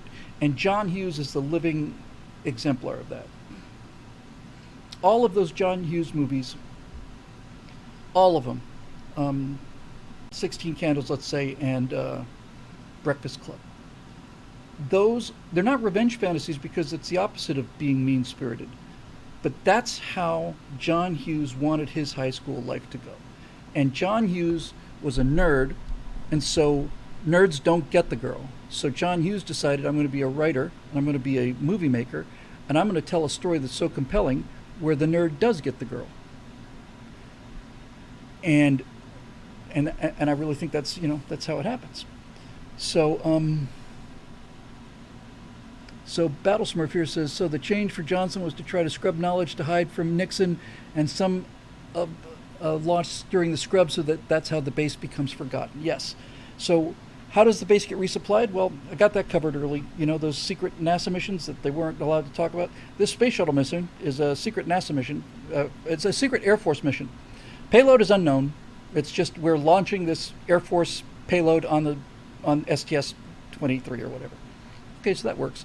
You're launching out of Vandenberg. Nobody pays much attention to those before SpaceX got into the game. And nobody's paying attention to what's going up out of Kwajalein. Now, why can't you see this stuff on Kwajalein? Well, it could be. I'm just speculating here because this is why I love doing the show with you guys, because I get to kind of shuck and jive and invent some stuff as I'm going. But maybe the reason you can't find out that this stuff is being made on Kwajalein is because you had to build a giant underground installation. I don't want to go too far with this or else you start getting into Iron Sky territory. But you get the idea. So I think I got the Neil Armstrong thing covered. What was the thing I was going to get? Hang on, I want to make sure to miss it. What was it? It'll come back. Ken Mattingly or Mace. Oh, they're watching the moon landing, yeah. And then they can go visit it, right? I mean, they can visit it in 2023. If the pilot guy gets really dismayed, he can just get on board the the USS Washington. They got all the fuel they need, and he's just gonna take a spin over. You guys, you know what? We need to go to Tranquility Base, just to clear our heads. So it's 2023, and these guys are just there. They're staying out of range. You know, they don't want to put any tracks too close because that area of the moon's been imaged very closely. But they're looking down there, and there's the LEM and everything. It's like, God, what the hell happened? What happened? That's really the subtext of this entire idea is what happened? There's the Earth. You know, what happened? What happened? Civilization cycles happened. That's what happened. And so this idea, which I've loved from the beginning, of looking at 2023 through the eyes of 1966, is actually starting to get cooler and cooler and cooler. I don't have to do all of this in one. What I did think I could do was, once I got the thing up and running, got a teaser trailer going, and did a new membership drive, and maybe a pitch for PayPal, or even maybe a mini Kickstarter or something like that. I realized that I could do a special, like a 10 or 12 minute special, called the History of Project Horizon. And it tells all of this stuff. All of it's been declassified. Declassified in 2023. Why is it suddenly declassified? Because Mace Mattingly and his 3 buddies on the moon decided that the U.S. government no longer represents the Constitution, and they took an oath of secrecy and an oath to defend the Constitution, and they've decided among the 4 of them that they can no longer support the government against the Constitution. That's why we're getting the signals back down from Jamestown. So Mark 525 says, oxygen, fuel, restroom. Wow, now here's where it gets interesting. So let me tell you about the 4 guys, who's 2 of whose names are like Gordon Davenport, I think, and it's embarrassing. Hang on. And of course, I just deleted that thing, didn't I? Yes, I did. Hang on. Just give me 1 second here. No, I know where it is. Hang on. So I've got Mace Mattingly. I've got Steve Sinclair in the red suit. And then I've got the guy in the blue suit, who is also a black gentleman. And I've got a guy in the yellow suit who's the cantankerous pilot.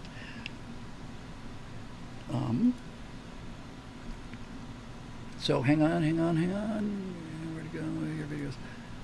Here it is. Come on, baby. Come on. Here we go. All right. Yes. I should have had this memorized by now, but you know how things go. So there's Mace Mattingly, Steve Sinclair in the red suit. Come on. Doug Davenport is the pilot in yellow. And Jeff, hang on, in blue. Davenport and Jeff Gordon. Gordo Gordon. His name is Jeff Gordon. They call him Gordo. So we've got a red guy, white guy, blue guy, and yellow guy. It's a very diverse cast that we have on up at Jamestown on the moon there. So let me tell you a little bit about these guys. So Mace Mattingly, Air Force, flew F-100s. He's got to be on the moon by 66, so he didn't see a lot of action in Vietnam. He was young. I have to do the math. I don't know if he was old enough to have been in Korea as a fighter pilot. Probably not, maybe. But he definitely flew F-100s. And I thought, by the way, about making Dick Rutan being one of the guys who was one of the pilots for this thing, because he's got the velvet arm. And so I get to do whatever I want to. It's fun. So Mace is basically the mission commander, and he's, from a personality-wise kind of guy, he's just kind of, he's Jim Kirk, basically. I was going to make Steve Sinclair a enlisted man, and I've decided not to do that. I'm going to make him probably also be a major, I guess, just outranked by Mattingly. Yes, time for the bifocals is right. So the guy in the red suit is Steve Sinclair, and he's going to be the Army guy. He's going to be part of the Army Corps of Engineers. He's going to be the engineer. He's going to be the build things guy.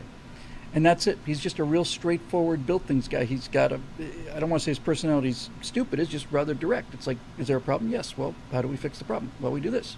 What are we waiting for? Why are you guys standing around doing nothing? Let's get going.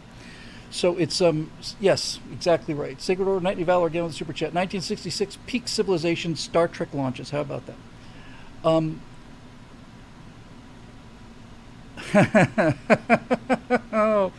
Oh, wow. See, this is the kind of thing, and this is why I love talking with you guys. This is the best audience in the world. So, Battle Smurf, see, Battle Smurf and the rest of you watching too, has really, really started to pick up the vibe here. So here's what I just see in the comment section on YouTube. Battle Smurf says, "Hey, Bill Little, bonus thought. Nixon finds out about the base, but it's on the 18 minutes of tape that becomes lost. So the Watergate tape was missing 18 minutes, and it turns out that the part that was erased was not the part that was incriminating Nixon. It was the part where Nixon was talking about what the hell are we going to do about this moon base with Project Horizon. That's the thing that absolutely had to be erased. Probably cost him the presidency. That's awesome. Yes, Sergeant Storm was enlisted, but this guy, I don't know. I could make him enlisted. I just don't think it's appropriate. I think he's got to be more advanced. He's not a mechanic, you know. Nothing against mechanics. So Sinclair's the Army guy. He's the build it guy. Sinclair's the guy who makes the super cool red moon buggy. Sinclair can build anything, and so that's Sinclair.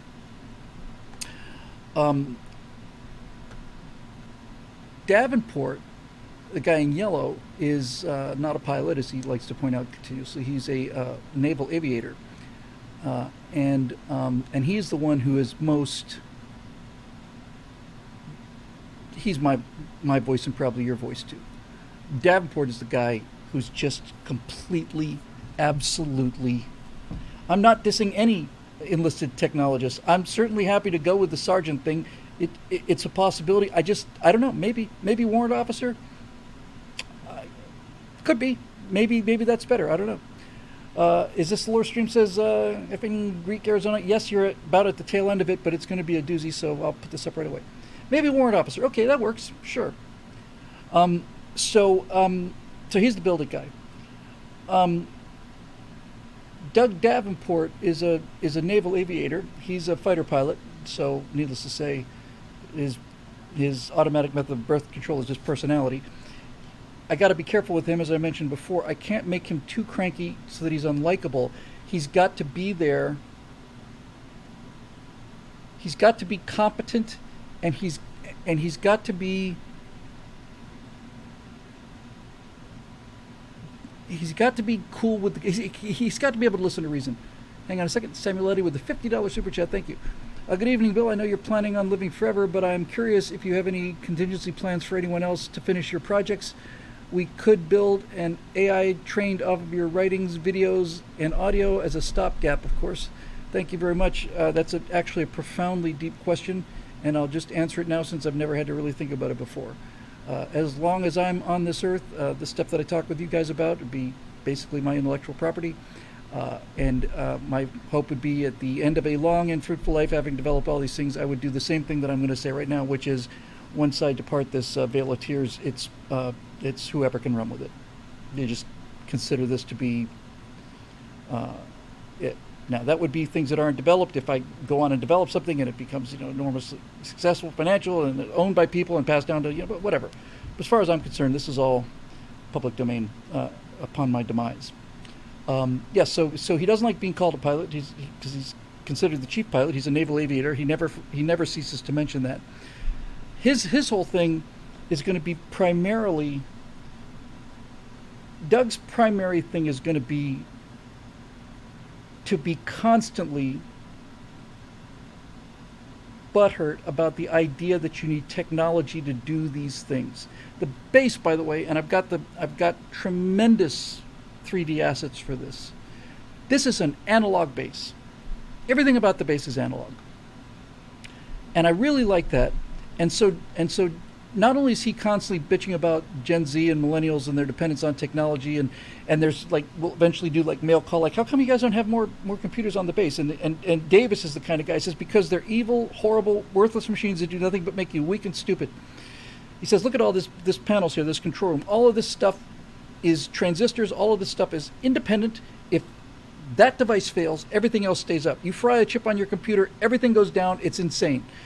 How do you manage to do the landing, a spot landing, without a targeting computer and a velocity vector? Well, it's easy, actually. Rather than the computer, we got this window thing here. See the window? See the little black marks on the window? These tell me what my pitch is. I've got a little spinning ball here that tells me all this stuff, and the computer that lands this thing is up here. This is where the computer is, you morons. That kind of thing. He's that kind of guy. He's pretty hot-blooded, but he's a fighter pilot, a naval aviator fighter pilot. He certainly flew A4s. And because he and Mace are both fighter pilots, there's kind of this ongoing sort of a who would have beaten who, and maybe we'll get a chance to find out kind of thing. But Mace is the only guy who can talk sense to him. And that brings us finally to Gordo. He's actually smaller than the rest of the guys. So Gordon, actually, I think, is the most interesting guy of the bunch, or certainly one of them. So Gordo is Navy, the guy in the blue suit. And Gordo is from Naval Reactors. He was a relatively insignificant part, not insignificant. Rickover built a very small team. So Rickover, for those who are not familiar with him, Hyman Rickover was the admiral who basically was the father of the nuclear navy. When it became clear that nuclear power was possible, you could make a strong case that with the help of certain high-level government people, but basically Rickover made it happen.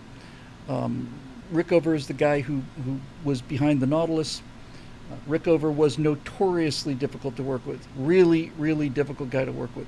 But one of the reasons Rickover was so notoriously difficult to work with is because of his attitude, and his attitude was essentially zero defects. And so what Gordo is Gordo is the guy who's on the Rickover team. I used to have the numbers. I had him earlier today. The something 5M or something, the reactor that's on the Skipjack class sub. So he worked on that design. And when the Pentagon basically said, hey, we've got a project we're working on, can't really tell you too much about it, but we're wondering how small can you make a nuclear reactor? And Rickover is essentially saying, what a stupid question. What difference does that make? We don't have to worry about weight. We're the Navy. We've got buoyancy. Essentially, it's not too concerned about what the Enterprise carrier weighs. But saying, well, we're just curious. How small do you think you could make one? And Rickover's basically saying, this sounds awful lot like an Army problem to me, right? This something that we've got on the Skipjack class subs, this thing generates 75 megawatts of power. The new ones generate 160, if I recall correctly. And so thank you very much for that, Roadrunner. It's the S5W. Thank you very much. And right behind him, John Pershing's S5W, 11 megawatts of power. And so they're gonna basically squeak out this stuff to Rickover, and they're gonna say, listen, we don't need that kind of. I think it was 75 megawatts. It doesn't matter because we can dial this in.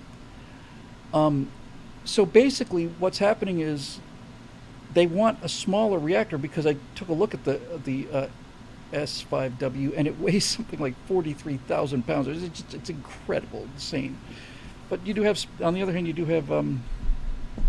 have Sea Dragon. Anyway, so they're saying, all right, so what are the requirements for the base? And I'm thinking, the base doesn't really require a lot of energy except for the suspended animation tubes. Those require a great deal of energy. We'll get to those in a minute. So basically what happens is Gordo volunteers to take this one-off assignment. He works in naval reactors. He's a U.S. Navy officer, but he decides he's going to handle this one.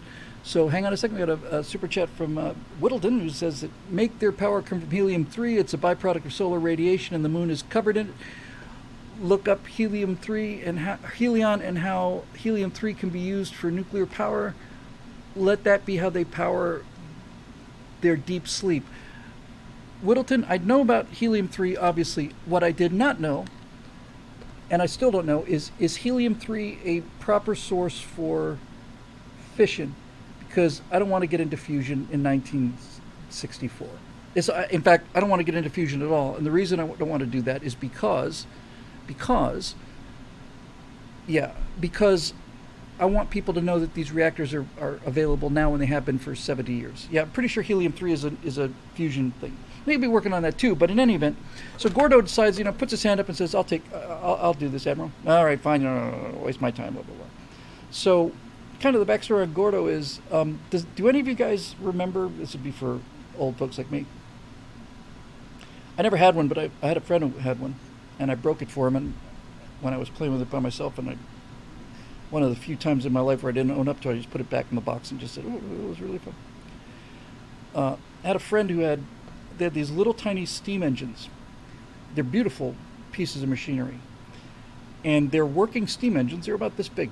And you basically have a little boiler, and you put some water in there, and you have this little kind of a burning kind of thing. It's almost a bit like a sterno kind of a thing.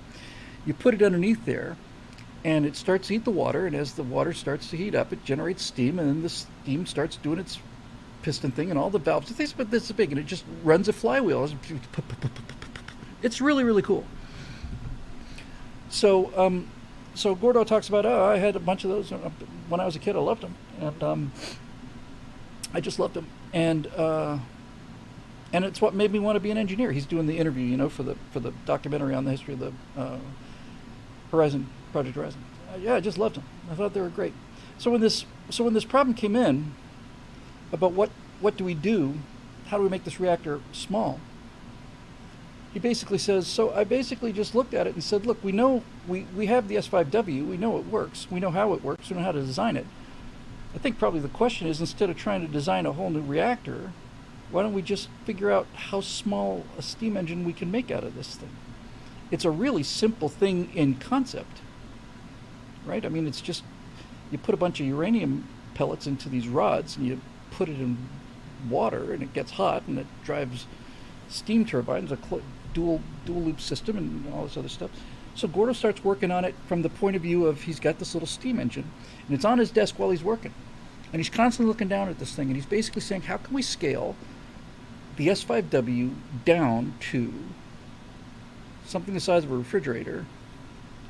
And if we could do it, how much energy would we get out of it? And the answer is, we would get exactly as much energy out of that little reactor as the script needs it to provide.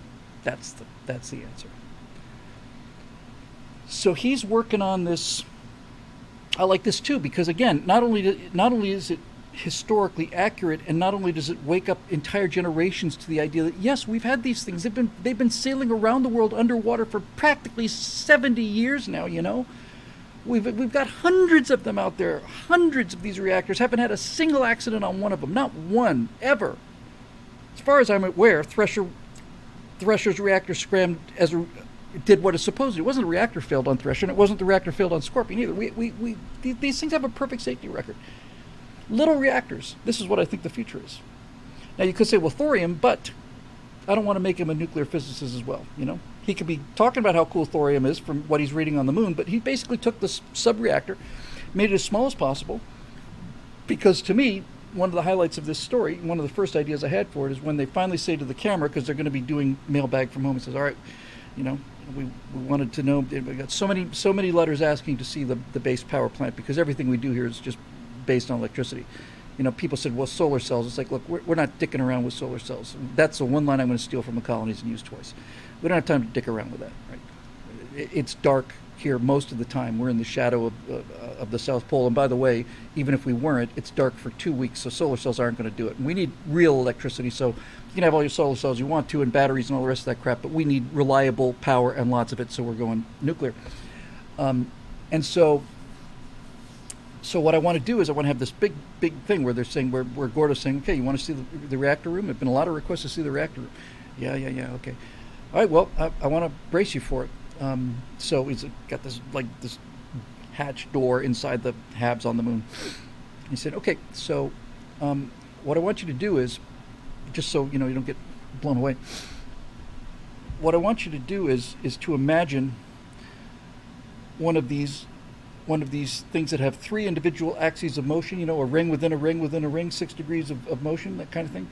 And so this thing is basically spinning, and as it spins, there's a series of electrical bolts that come off of this thing and go to these 4 towers which are surrounding it, And as the electricity goes back and forth between this thing that's doing its rotating and all the rest of it, creating this gravimetric electromagnetic field, it develops a plasma. And the plasma exists inside the center of the ball. And that plasma is essentially our power drive. So it's a huge room. And before we open the doors and show you the nuclear reactor that powers the base, we'd like you to put these goggles on. So they put on these goggles. And then he walks up, he says, ready? So opens this door, and there's a little orange box that's the size of a refrigerator. It's got no dials on it, nothing. It's just a couple pipes and maybe a little bit bigger than that. Couple of stacked decent sized refrigerators. It's just got a little thing, it's got a little readout, maybe it's got a tiny little, somebody says, it basically says, yeah, that's it. It looks like an industrial air conditioner. That's it. Oh, you're wondering about all the rotating thing? Yeah, that's all garbage. We just did that just for fun. No, it's all self-contained there. Lasts as long as, depends on what temperatures we operate it on, how depends on what power settings we run it at, but generally speaking, we got it pretty low. We got a backup one. We ran out of fuel on the first one. We're on the second one now. We've been on the second one since 2014. So we got another 40 years on that reactor. And the first one we just shut down. What did you do with the nuclear waste? Well, we had to come up with a really ingenious program for that, you see. And so what we decided to do to get rid of this enormous problem of nuclear waste is put our heads together, and Steve came up with a real solution. Steve, you want to talk about that? So, yeah, what we decided to do was to go out a couple hundred yards and dig a big old hole, and then put the spent reactor in the hole, and then cover the hole up again. That's how we dealt with the nuclear waste. It's tremendously effective. Works like a charm. See, now I'm starting to get this. I'm starting to get this rhythm, man. Starting to get this rhythm. So he basically is the designer of the reactor. So needless to say, he stays on the moon because it's his baby. Steve is the engineer. He's the builder. He's the guy who makes things happen. But the power guy. He's a reactor officer. That's his job. He runs the reactor. That's what he does. And he's got that. He's got this box. It's like, yeah, it's great. Works great. We could run all the power we want to, and then you can start throwing some science in there too. See. So now the problem we have, of course, is a problem. I can't even say the problem out loud without getting a little sick to my stomach. It makes me ill to even say it, as an engineer, and a physicist. But our problem, of course, is waste heat. And every time I hear somebody say waste heat, I just want to scream, because heat is in itself not useful, but a heat differential is very useful. And so when something makes more heat than you know what to do with, then you haven't figured out a way to recover that heat. And he just starts going off, like I do. Of course, the laws of thermodynamics still apply, but with that said, waste heat, he just starts going off on this thing about waste heat.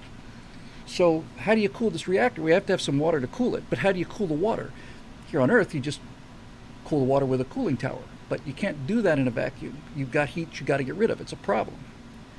So I thought, well, this is how my brain is working. And this is all, if I make one point here today with this show, is that this is what you can do if you're not lazy. It's not like you have to be a super genius. It's just you have to be realistic. You got to know what you're writing about. And then if you run into a problem, you have to think of a plausible solution for that problem. So I've got a nuclear reactor on the moon. Great.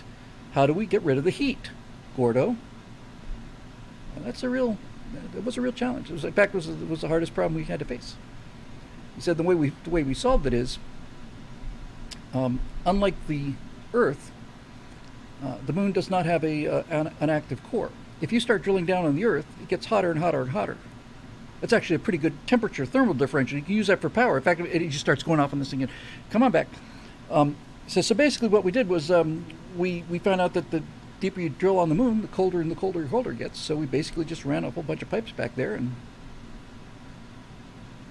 that works real well. It's really cold underneath the lunar surface. The surface heats up to a depth of, and I'll find out what the depth is, 7 inches or whatever. But by the time you're below that, it's pretty much 300 degrees below, 280 degrees below zero constantly.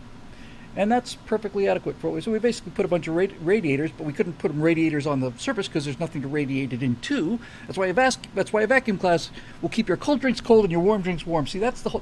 This guy's just constantly going off on these physics. He loves it. He loves talking about it. He can't get enough of it.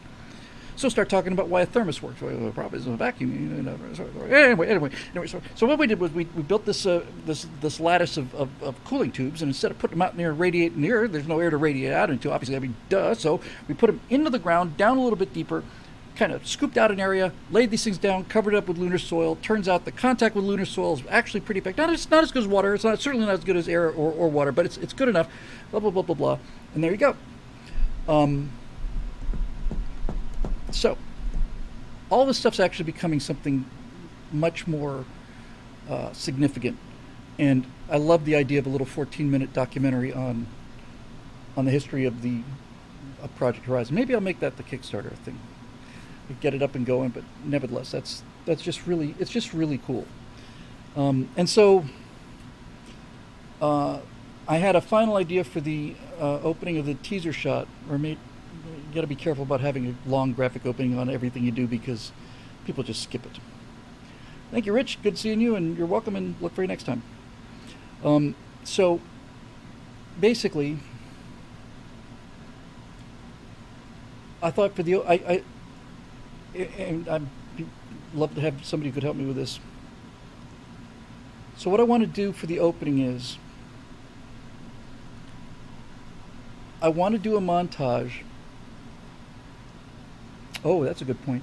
Eric Blake says, you could narrate the documentary dressed like you were for the Apollo series. I probably could get background plates for the Apollo series. I probably could just composite myself into that. That's a grand idea. Project Horizon, What We Saw, hosted by Bill Whittle. Short mini documentary. Hi everybody, I'm Bill Whittle. You may remember from Apollo. What was anyways, the history of this remarkable thing. So, the short form of the opening would be,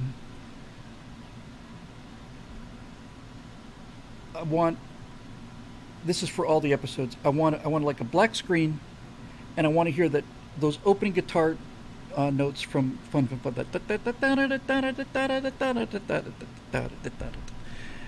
And then the drum roll comes in, and then on the drum roll, you see Los Angeles, and it's 1966. And it's nothing but slim people surfing, driving. It's paradise. It's what California was in 1966. It's paradise. Beach Boys are playing. Mesa's he's got himself like an ice blue Corvette, and he's driving down the coast. He's younger then, and you got jets flying over and all kinds of things, and it's just fun. And so you got all this stuff, and you see all this stuff on here, and then you start to pull back, and it's like, and all that 60s music just starts to get fainter and fainter and fainter and fainter and fainter and fainter and fainter.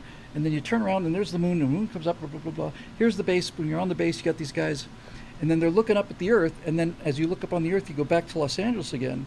And now when you come back to Los Angeles, you've got the most violent rap music I can find and still play. You've got homeless people. You've got broken down roads. You've got this whole thing, 1966 on the way up, 2023 on the way down. That's all you have to do. You can do it with live action. That's most of it. And the fun is gone. And then you could cut in some shots for no, not Creedence. It's got to be pre hippie 60s. It's got to be the Ventures, Beach Boys, Dick Dale, those kind of guys. Not a bunch of long-haired hippie freak losers. Although, having watched a bunch of DCS movies, cinematics made out of DCS, which I can use a lot of for this too, by the way, there is nothing really like 60s music for like motion montage. Two I saw that I loved were, one did a series of cuts. There's a guy who did 2 Vietnam DCS movies, and the 2 songs he really liked, one of them was Hush, Hush, hush, Thought I heard calling down. It's cool. And then the other one I liked a lot was Magic Carpet Ride. That's a cool tune for, for flying over the moon with, So I guess that's basically it. I don't want to demonetize this station, and Beach Boys is going to be tough. There's probably a world where I could find a way to get, at the very easiest case would be to get something like a karaoke track, see if I can get the rights to that. And if not, I could get a couple guys on guitars and get Zoe on the drums and just do the instrumental part of it. You don't really need the singing. In any event, so as long as we're not actually taking the Beach Boys recording and it's just a question of the rights, it's almost certainly achievable because, it's a karaoke, right? So there you go. Eric Blake said, Quentin's use of Hush in Once Upon a Time in Hollywood was perfection. I do not remember him using that. I remember loving the movie, but I remember loving the song. I don't remember the two of those. I'll look for that afterwards. Yeah, we'll get a decent cover of the Beach Boys, said the thought of you. So that's that. And now, most of this came to me in 2 hours. Sugar, yeah, and the Archies or something like that. Regardless of what we use in 1966, it's going to feel a lot different than 2023. I don't know how much hip-hop you guys have listened to lately, but, man, it's...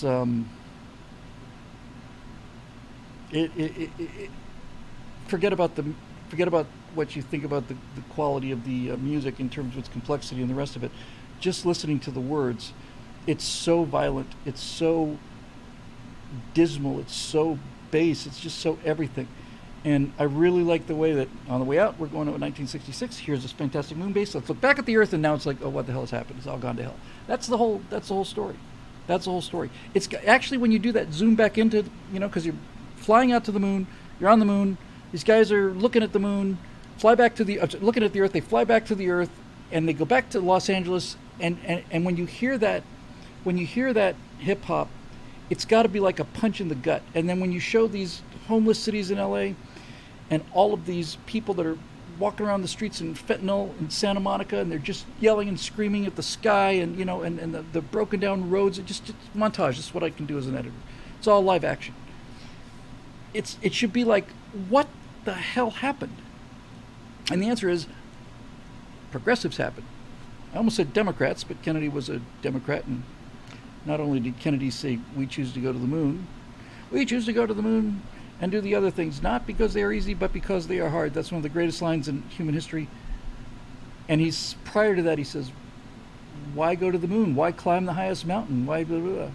And what's usually cut out of that is, why does Rice play Texas? It's a great, great, great, great, great, great line. Gave that speech at Rice University. Why does Rice play Texas? Because it's there, I guess. I'm gonna do scenes of. See, here's the thing. I've got a really good 3D asset that is essentially it's not a parking lot. It's a parking space on Santa Monica Beach. It's excellent as an asset. And I can have just shots now. I can just have a shot of a young Mace just kind of parked there, leaning against his car, like this. And he's got this, ice blue Corvette there, and and he's got a girlfriend down there by the water, and he waves at her and stuff, and he's looking around, and he's 31 or whatever, and you could tell he used to be a football player or surfer or something like that. And then the moon is, in this case, it'd be setting over the Pacific. And he looks up there, crescent moon, and he looks up at it, and then the moon just goes whoop, and then he's back on the moon. He's older. Yes, if JFK, Eric's got this exactly right. If JFK were alive today, he would switch to the GOP by the 80s. Yes, John Kennedy would be a staunch Republican without changing at all.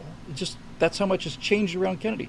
Ask not what you can do for what your country can do for you. Ask what you can do for your country. That's the antithesis of the welfare state. So I started out adoring Kennedy, and then I went through a period when I realized, yeah, it's all just because he was good looking, and now I'm coming back to a more balanced view because that moon speech was fantastic, and a lot of really cool stuff happened when he was president. And so there we go. How about 2023 first and swing back to 1966 happier? No, it would be happier, but number one, that violates the arrow of time, Sacred Order of Knightly Valor, and secondly, this is not a happy story. This is a tragedy that we're doing. This is a tragedy, and it's got to hurt, and because the frog's being boiled so slowly over the last 50 years. This is kind of the basic premise of the whole thing, actually. The reason looking at 2023 through the eyes of 1966 is powerful is because it takes away 1967 to 2022, when all of this stuff happened gradually. Couldn't tell from one year to another. The entire purpose of this is to take out all of that incremental stuff, slam the two things together, and say, my God, if the things that are happening now were happening in 1966, these people would be locked up in insane asylums. And that's how people feel. And people need to be... People on our team need to know that they're not nuts for thinking this. And people who are reachable in the middle and to some degree on the other team, what I want to do is I want whatever young people who watch this, I want them to become, they're mostly pretty cynical. Oh yeah, right. First of all, they're having fun. Secondly, look it up, man. Look it up. So that's it. Make asylums great again. You bet. And I do like the fact that, how come we're finding out about all this now? Because these four guys who've been basically left up there, the funding essentially has pretty much run out. They're largely self-sufficient because these four guys have decided, from what they're watching coming down on the feed because they're able to read the satellites, that they realize that this is not, that the government is now working in opposition to the Constitution, and they didn't swear an oath to defend the government. That's why they decided, after much reflection and years of debate, they decided, okay, all right, we're going to show them. And I think that's actually how it works. I really think that's how it works.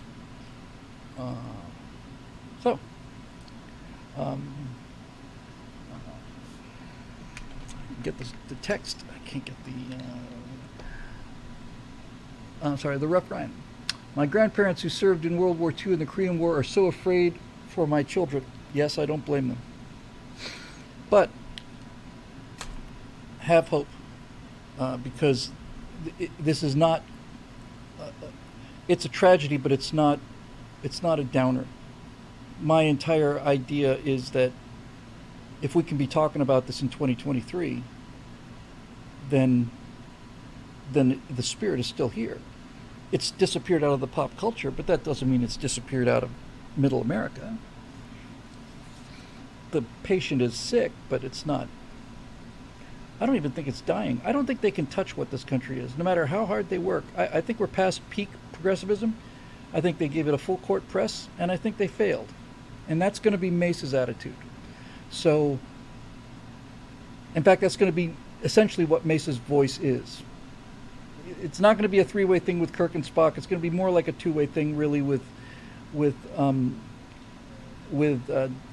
Doug.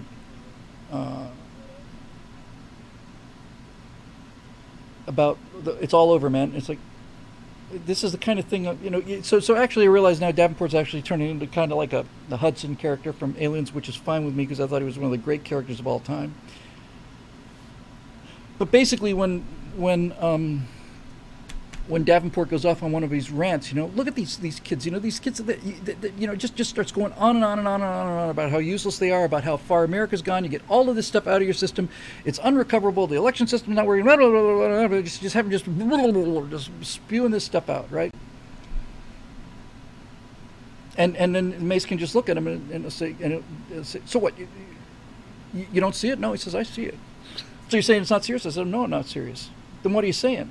And then Mace can say to him, what I'm saying is, are you quitting? Is that Is that your position now? You're giving up? Because I need to know, you know. I didn't think you were that kind of guy, but if you're going to surrender, probably better to just give it to me now, because we're not surrendering. And I'm just curious to know if that's your plan. You planning on ejecting now? You're going to bail out and parachute down and hope for the best? Is that it? What are you going to do? And that shuts him right up, man. That shuts him right up. Gets him every time. It's the one thing that this guy Doug cannot handle. He can't handle his steely-eyed missile manliness being called into question. And that's what I'm basically trying to say to the whole country. You know, it's like, these are not mythological creatures. They're not magical creatures. They're our parents and grandparents. And we can be every bit of what they are and were and will be if we decide to do it. And then that's nice because they can be looking at SpaceX, and if this thing goes long enough, it would really be nice to have an episode where these guys are watching the SpaceX landing on the moon. That'd be cool. That'd be really cool.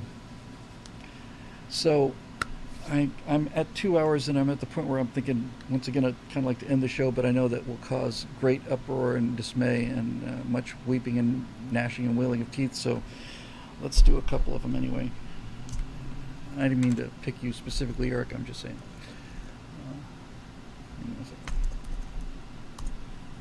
So that's the backstory story. I was very pleased with it. I'm still very pleased with it. Log in. If everybody had an ocean across the USA.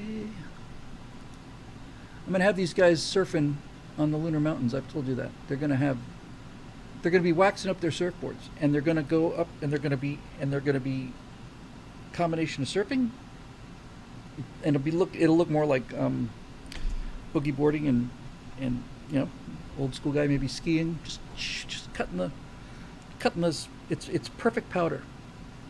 In fact, it's perfect powder, and they go much more slowly at first, but it's another little fun chance to play with physics, because you can basically say, yes, the gravity's much weaker here.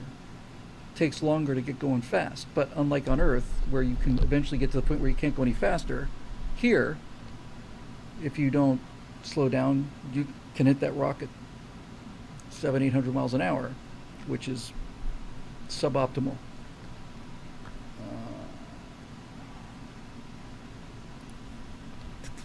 Across the USA.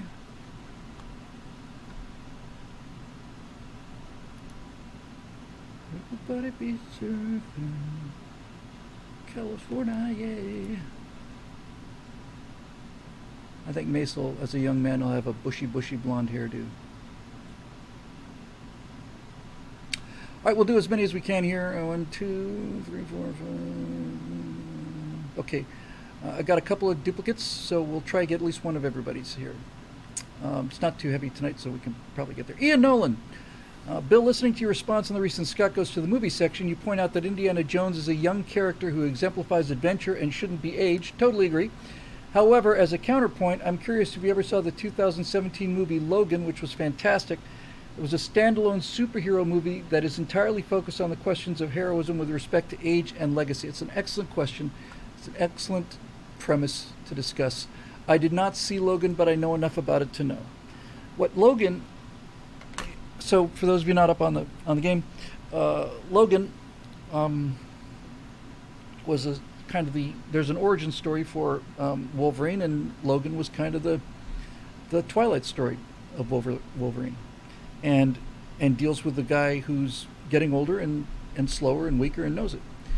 That's what Indiana Jones should have been, and in fact, you kind of get that out of Indy 3. But if you're going to make Indy 4, and you certainly don't need to make another one after that, then basically, Indiana Jones should not be a bitter, broken loser. He should be a guy who's realizing that, you know, okay, there's a time to put the whip down, if not the hat, but that doesn't mean that I'm not still an adventurer at heart. I don't have the cartilage that I used to have in my knees, for example, but I still want to do it. And that could be a really excellently written story. That could add an awful lot to the Indiana Jones that you saw in the first three movies if you did one of them and made it about how Indy faces getting older with the same degree of courage and forthrightness and manliness that he faced all the other things he had to face in his career. But that's not what they did with him here, and it's not what they did with him in Crystal Skull either. Crystal Skull, they just revamped him and just said, yeah, just go on out there and do things at 60 or whatever, or 65 that you did when you were 35. And then in this latest abomination, it's like, no, you've got to be deconstructed. You're old, bitter, divorced, ruined, sad, lonely, pathetic old man who, fortunately, we have a young woke woman who will come and save you and carry you away in her arms to safety. So that's what I would have done with Indy. And I don't mean that you can. Getting old doesn't mean he's not still Indiana Jones. It just means he stops doing Indiana Jones types things physically. He can still be Indiana Jones, but that's not what this movie's about. This movie's not about him being Indiana Jones. This movie is him being a prop and a punching bag for Kathleen Kennedy to put her wish fulfillment of girl power into a thoroughly despisable person who's as despisable as Kathleen Kennedy and Ray Skywalker. The three of them belong in the same basket. Horrible, one-dimensional, bitter, angry people who have no character, nothing to like about them. If you made a movie about Ray Skywalker first, no one would have gone. If you'd made one about what's her name, no one would have watched that either. They're just parasites on the body of works of art that people loved because they were awesome. And just for those of you who don't get the point completely, that same awesomeness that Luke Skywalker and Han Solo had is also shared by Ellen Ripley and also shared by Sarah Connor, who were terrific, original characters who stood on their own, made their own story. Though Sarah Connor didn't come to us on the backs of some other character, and neither did Ripley. Ripley wasn't like there were 5 aliens before Ripley came along, and then Ripley comes in to replace Dallas or whoever was the original. Nothing like that. They were great characters. So your point is well taken. My point with Indiana Jones was not that you can't be heroic at old age, it's just you can't be physically heroic, and really kind of the heroism is facing the fact that, okay, I can't do this anymore. I just can't. I want to, but I can't. Eric Blake says, Bill, with all due respect, I've seen Indy 5. The woman is not a KK Mary Sue. In fact, she constantly screws up, and Indy's the one bailing her out. Well, to the degree that's true, that's true. Certainly as a result of the many rewrites and reshoots. But Phoebe Waller-Bridge, or whatever the hell her name is and cannot be an adventurer. And I don't care what you do to try to convince me of this. Phoebe Waller-Bridge does not have the upper body strength to throw a whip around a branch and then swing from one place to another. She can't do it. And I'm just sick and tired of it. And I think most people are sick and tired of it. So anyway, that's that one. Let's move along here. We're going to move mail.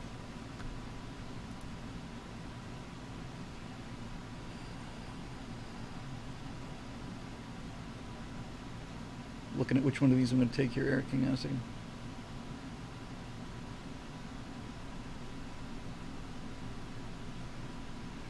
As much as I want to deal with the electric flying car, I'll do with this one. Peace and long life, image of Bill Whittle. Live long and prosper, Eric Lake. You certainly weren't kidding about the respectful retirement of the Disney DEI chief being our Doolittle raid. It seems to have begun a domino effect. Now the VPs of DEI for Netflix, the Academy, Warner Brothers, and the BBC have found themselves out the door. I did not know that. That's very good news. Now, predictably, the left is desperately pointing out that most of them are apparently black women. I'm just curious if those pundits realize how much they denigrate black women with that point. That's a good question. I've always wondered this. Are they aware, are these progressives aware of how racist they are and how racist their entire ideology is? I sometimes think yes, and sometimes I think no. I don't think that they're... No, I don't think they're fully aware of it. I think if you confronted that with them, they'd be outraged. But there's no getting around it. There's no getting around it. and this is why it's fun to watch the left eat itself, because now all of a sudden, you know, lifelong feminists who've been, you know, bleeding about the patriarchy for 50 years now are now finding themselves considered part of the patriarchy, and they're TERFs and everything because they're not down with the latest version of the program. So, so it's see, the thing about progressivism is, if you'll pardon the expression, is unsustainable. It's an unsustainable political philosophy. It does not last. Conservatism is, by definition, lasting. That's why you conserve it. So they can ruin things.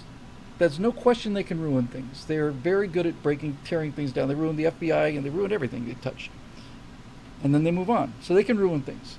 And that means they can cause a lot of damage, and it hurts to watch, and it feels like we're losing, because we're losing pieces.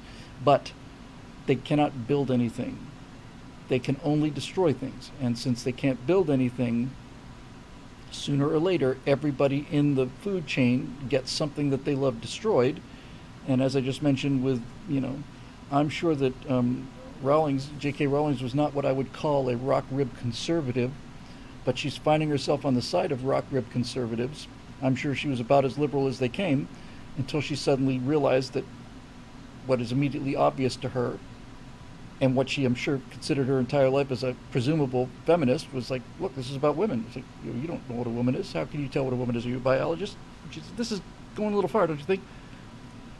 Burn her, heretic. So they can, you know, she's just another one of the persons on the bell curve of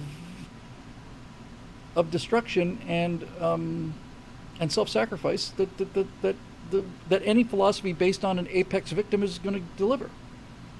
That's what they have. There can only be one. There's only one apex victim, and when that is your only path to success, then the competition and the bloodletting and the backbiting and the cutthroating necessary to become the apex victim is going to get more and more intense as the field narrows, and awesome. More and more people are going to be excluded from the victimhood thing, and what we find now are there are not only are feminists, but gays and lesbians who also had a high score in the victimhood Olympics now find themselves being targeted and attacked for being agents of the patriarchy, white supremacy death machine. And so eventually it's going to dawn on virtually all of them that this is not healthy. I think the most important indicator right now in society of the things having gone too far is the reaction of the gay and lesbian community towards this entire trans movement. Watching them become conservatives is really interesting, because according to their weapons systems, they are relatively heavily armed people. They're gay and lesbian. That gives them some serious victimhood issues, but they're being out-victimed by these new arrivals, and I don't think they like it very much. And so they're kind of turning against this whole victimhood idea, and that's what's going to happen when you make everybody into layers of victims. The first people to be outraged, ostracized, and despised are guys like me and you and the rest of us, and then women like me and you and the rest of us, and then they'll just go down the list, and pretty soon they're going to end up with the ultimate top victim, and then that person will be torn apart by the pack. That's what I think is going to happen. Sacred Order of Knightly Valor's back again. I'd rather that Indy drink from Fountain of Youth, don the hat and smirk and sail off into the horizon like King Arthur. He earned it, give it to him. That's what happened at the end of the third movie, essentially. You know, if you want to explore the themes of getting old, let's not kid ourselves. You want to explore the themes of getting old, you write a movie about the themes of getting old. If you want to milk this cow one more time and squeeze the last of the bucks out of this thing, it's like, you know, you could have left it on the it's like melting down an Academy Award for the you know, 8-karat gold or whatever the hell they plate those things with, right? It's kind of like, yeah, there's my gold statue. Here's what, yeah. Well, what's the metal worth? We're that desperate now. Well, just what can I get for this at the recycling center in terms of what the iron in it and stuff is? Just reduce it to mush eventually. Isn't it? In fact, now. Roadrunner wants to know, can someone please tell me how I can take advantage of white privilege or the patriarchy? Well, you're taking advantage of it right now by making that comment, you see. This entire philosophy is the philosophy. It's a loser philosophy. Anybody whose philosophy is based on envy and taking something from somebody else is a loser philosophy. And any philosophy that makes you into a victim is also a loser philosophy. And at this point, I would like to reread that quote from Chappie James again, because this man is not a loser, and this man is not a. This is not a black American. I'll read it again. Immediately after the murder of Dr. Martin Luther King Jr., and as riots erupted in several areas across the country, James addressed a gathering of Air Force Association officers at which he declared that in spite of events and the resistance to progress, by the way, quote, I'm not disgusted. I'm a citizen of the United States of America, and I'm no second-class citizen either, and no man here is, unless he thinks like one and reasons like one and performs like one. That's the people who bring about progressivism. Second-class citizens who think and reason and perform like second-class talent. This is my country, and I believe in her, and I will serve her, and I'll contribute to her welfare whenever and however I can. If she has any ills, I'll stand by her until in God's given time, through her wisdom and her consideration for the welfare of the entire nation, she will put them right. That guy's going to have a moon base named after him, by God. I'm going to see to it. So, that's that. And moving along here. We have one from Ray James. Here we go with the eyes again. Getting close to the point of just having to wear these things.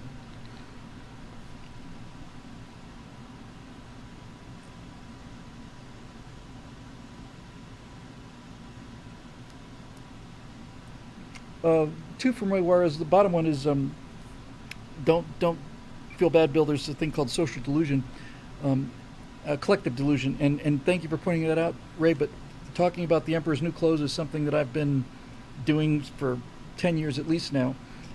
Everybody is sending out the signals that they see things as they want other people to think that they see them as. Everybody knows what's really going on, and yes, it's a mass psychosis, and it will end because reality is not beholden to mass psychoses. Here's the other one from Ray Juarez. Hello, Bill. Hello, Ray. Recently came to a realization the main reasons that church movies are terrible is because they basically beat you over the head with ideals. Yes. To counter these, you have movies with Christian values that are subtle and well written, like any Clint Eastwood or John Wayne movie. Yes. Most good movies between 2000 and now were well written with leftist values. It's actually much earlier than that, but yeah, I would put that time between around 1967 or so, but yes. The reason the new movies suck so much is because they become leftist church movies, simply there to beat you over the head with ideals and to attack classics for being heretical. What are your thoughts on this? Couldn't agree more, Ray. It's a drum I've been beating for a while here, but basically yes. The culture changed when the left started making not left-wing movies, but just terrific movies. Bonnie and Clyde, especially at the time, is a great movie. And Bonnie and Clyde is not about Karl Marx. Bonnie and Clyde is glorifying a pair of murderers and glorifying them. And that's not unique to Warren Beatty. People were glorifying Bonnie and Clyde when Bonnie and Clyde were still alive. The people who thought that Bonnie and Clyde were romantic and interesting and cool, robbing from the rich and giving to the poor, that was a popular idea at the time of Bonnie and Clyde. The people who didn't believe that were the people who had been murdered by Bonnie and Clyde or their relatives and the businesses and the banks that they robbed and all the rest of it. So when you make a movie like Bonnie and Clyde, you are inventing what's become the norm now, which is the anti-hero. It's Bonnie and Clyde are anti-heroes. They're certainly the protagonists of the movie. They're who you're supposed to root for. They're just rotten people. And it would have been inconceivable to make a movie in the 40s or 30s where John Dillinger was the hero. Capone had a following of people who thought that Capone hung the moon, because Capone would go through some neighborhoods in Chicago and he'd dish out, throw out the candy bars and the nylons, just like politicians do today. And they'd get free stuff from Capone, and he's the champion of the working man. No, Capone is not the champion of the working man. Al Capone was the champion of Al Capone. And and they like to play that role, but that's not who they were. They were mass murderers, and they caused enormous pain and civilization. 42 says, Infidel 42 says, hard disagree, Bill. Anti-heroes are not villainous. Bonnie and Clyde were villain protagonists. I don't understand the difference between a villain protagonist and an anti-hero. That seems to me they're virtually the same definition, but okay. Maybe you can elaborate on that. And Blank Frankie says Escobar did the same. Yes, it's common for criminals to do this, especially when they own a large area in organized crime. They'll hand out various forms of money and candy to the locals because this protects them. You see, the locals then think, oh, this guy's really fighting for us. We got a corrupt government here in Colombia, and Escobar is here, and he's cleaned up all the crime, and now everybody's friendly and happy, and he's put the money, and he built us a rec center. So Escobar's a great guy. So when it comes time to arrest Escobar, nobody's going to rat him out, and they're going to give him a warning, and it's a smart investment on the part of Escobar. But Escobar and Capone and all the rest of them made their fortunes through misery, through destroying people's lives. And those are, and to glorify that is to evil. Ever watch the Mad Max movies? Yes, I did. Max is an anti-hero. I'm not sure that Max is an anti-hero. Maybe. He says anti-heroes don't do good things for altruistic reasons. They do that because they don't have the option. Max, Han Solo, etc. Hold on now. Certainly, I think you just kind of, unless I missed something, you kind of blown your own foot off here. It's like Han Solo did not have to go back and rescue Luke in the Death Star trench. That was a decision. It was an altruistic decision. If he was an anti-hero or a villain, he would just take the money and run. He risks his life to come back and save this kid for no reason whatsoever. That's the definition of altruism. And the same for Mad Max. Mad Max could just get in his car and run away, but he feels something for. The one I really saw was Road Warrior #2. Really is the one I remember the most. Saw that several times. So Max could just go, and he doesn't. He stays and helps defend these people. This is why they're heroic. Bonnie and Clyde don't. Clyde Barrow in Bonnie and Clyde doesn't do anything that's not good for Bonnie or Clyde. They don't do anything altruistic. It's not about any of that. They don't rob the banks and then hand out the money to poor people. Yes, I think Eric's got it right. Luke Skywalker's a classic hero. Han Solo starts off as an anti-hero but becomes a hero. Exactly right. How much money do you got, kid? I'm going to take my ship and make the Kessel Run into 12 parsecs, blah, blah, blah, and I'll do this, I'll do that.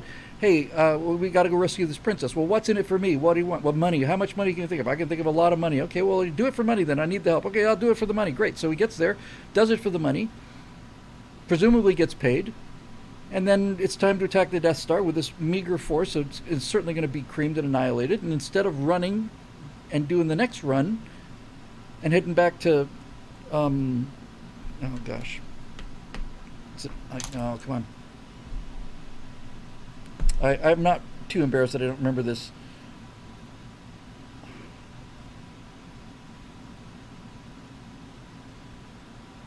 All right. Now the Star Wars fans are going to have my Tatooine. Thank you. I kept saying Dago, but no, Tatooine. If he just head back to Tatooine, have a drink, and pick up the next one, but he doesn't. That's heroic. It's altruistic. He's a rogue. He's not a Boy Scout, but that's not the same thing, I don't think. Anyway, moving on and getting ready to close up shop. You don't have to go home, but you can't stay here.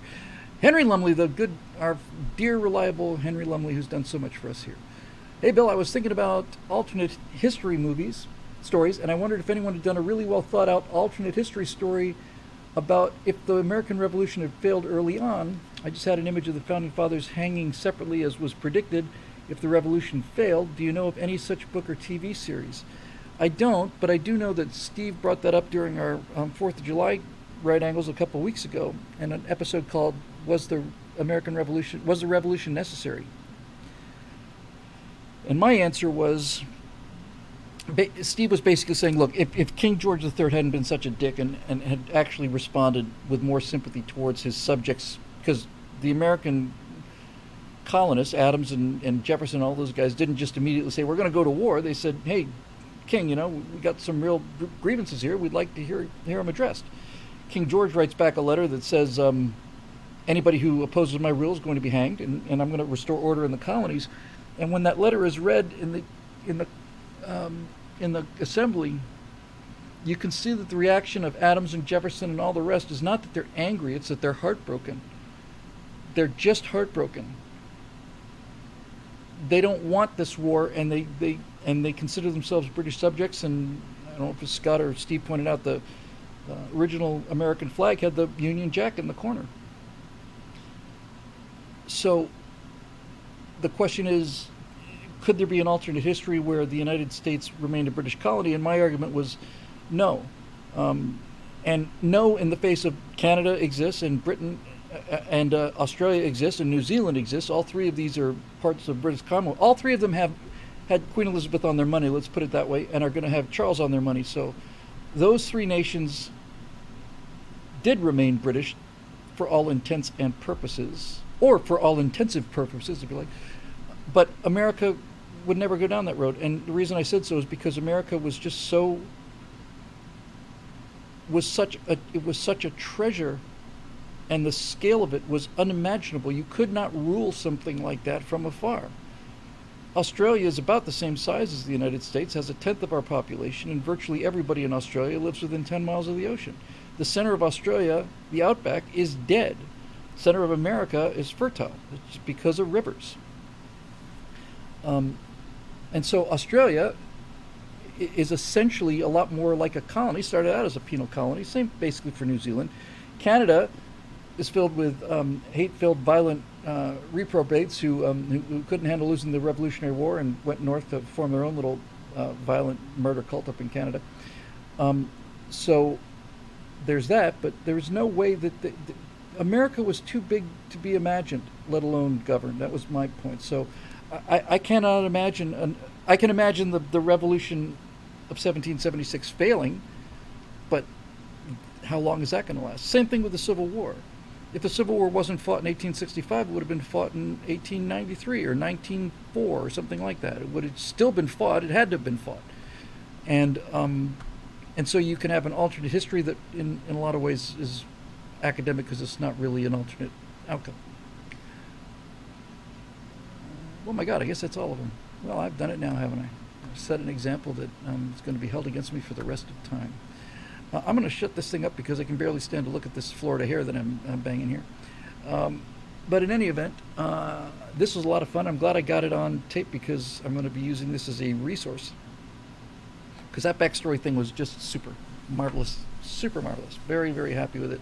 And I love the fact that a lot of you guys were playing along, and we'll continue to play along as we move ahead with this. And love things like the missing 18-minute tape.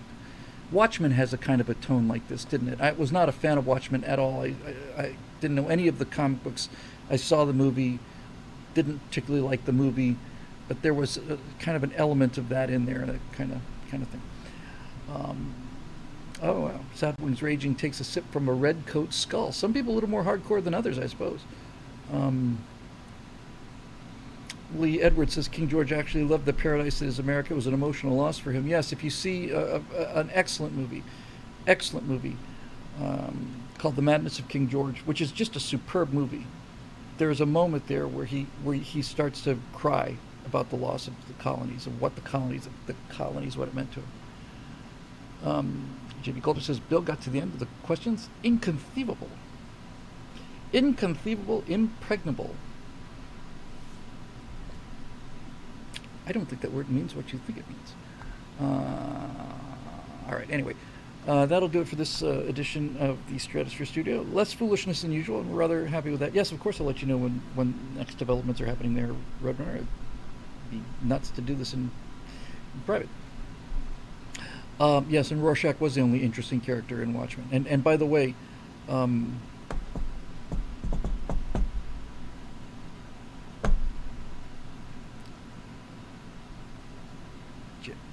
is it Jackie Earle? That actor, Jackie Earl Haley, something like that. The guy who played Rorschach, is a fantastic actor, and he was in one of my all-time favorite movies, which is Breaking Away. If you have not seen Breaking Away, it is Jackie Earl Haley. Breaking Away changed my life. When I saw Breaking Away when I was a film student, it's about 1979 or 80, I guess, somewhere in that neighborhood. It's a very small movie, and I liked Breaking Away so much that when I went into the theater to see this movie that I didn't want to see, I thought the only thing I ever want to do is science fiction. After I saw Breaking Away, I came out of there realizing, no, there's stories you can tell that are just fantastic that don't have to be set on alien planets with lasers and robots and all the rest of it. Yes, the bicycle movie. It's a fantastic film. Jackie Earl Haley is great in it. It's Dennis Quaid's first movie, Dennis Christopher's first movie, and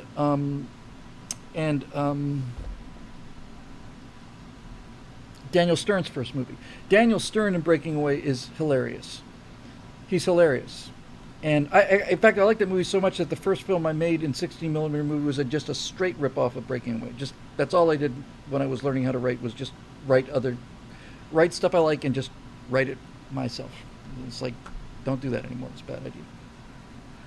If you have not seen Breaking Away, I cannot recommend it highly enough. It's a family-friendly movie, and that it is just a very, very, very moving,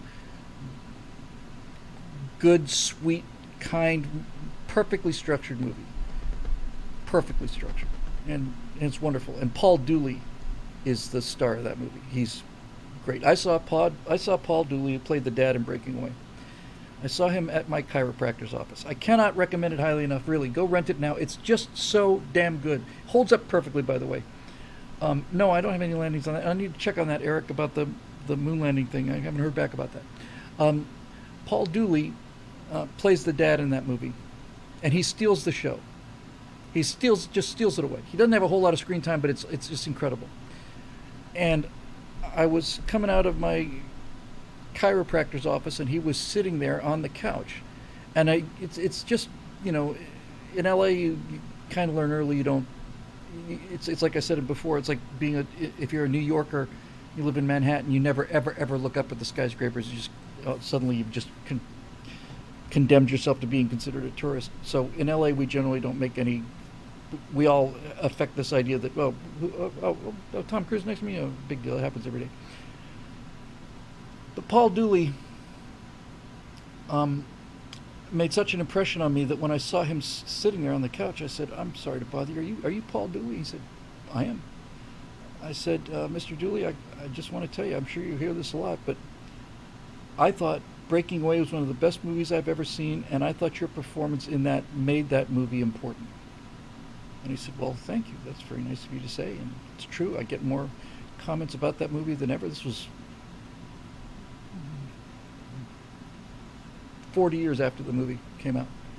He was an excellent actor, a very nice guy. Couldn't have been kinder. And it was a pleasure meeting him. The only other person I can remember offhand walking up to and just stopping was coming out of a restaurant, Italian restaurant called Little Tony's in North Hollywood. And as I'm walking out, I see a guy. "Sorry to bother you, sir. Are you Fred Willard?" "I am." "Mr. Willard, I'll tell you honestly, sir, Fernwood Tonight had me crying with laughter." "Oh yeah, I heard a lot about that." Your character had a line in that Fernwood Tonight show where, for context, he knew and I knew, but for those of you watching at the time, there was an ad campaign that V8 put out, V8 vegetable juice, and he said, "I could have had a V8." And I said, "That line you had on one episode where you're drinking this V8 and Barth is telling you about how it's not really necessary, good for you, and you go, 'I could have had a Pepsi.'" I laughed about that for 4 days. He said, "Thank you." If you approach people with that, you really have to be a major league butt to not be kind to that kind of thing. Was Fernwood Tonight a spin-off of Soap? No, it was a spin-off of Mary Hartman, Mary Hartman. And after Fernwood Tonight, they brought it back for another run immediately after as America Tonight. Martin Mull as Barth Gimble. That show, Fernwood Tonight is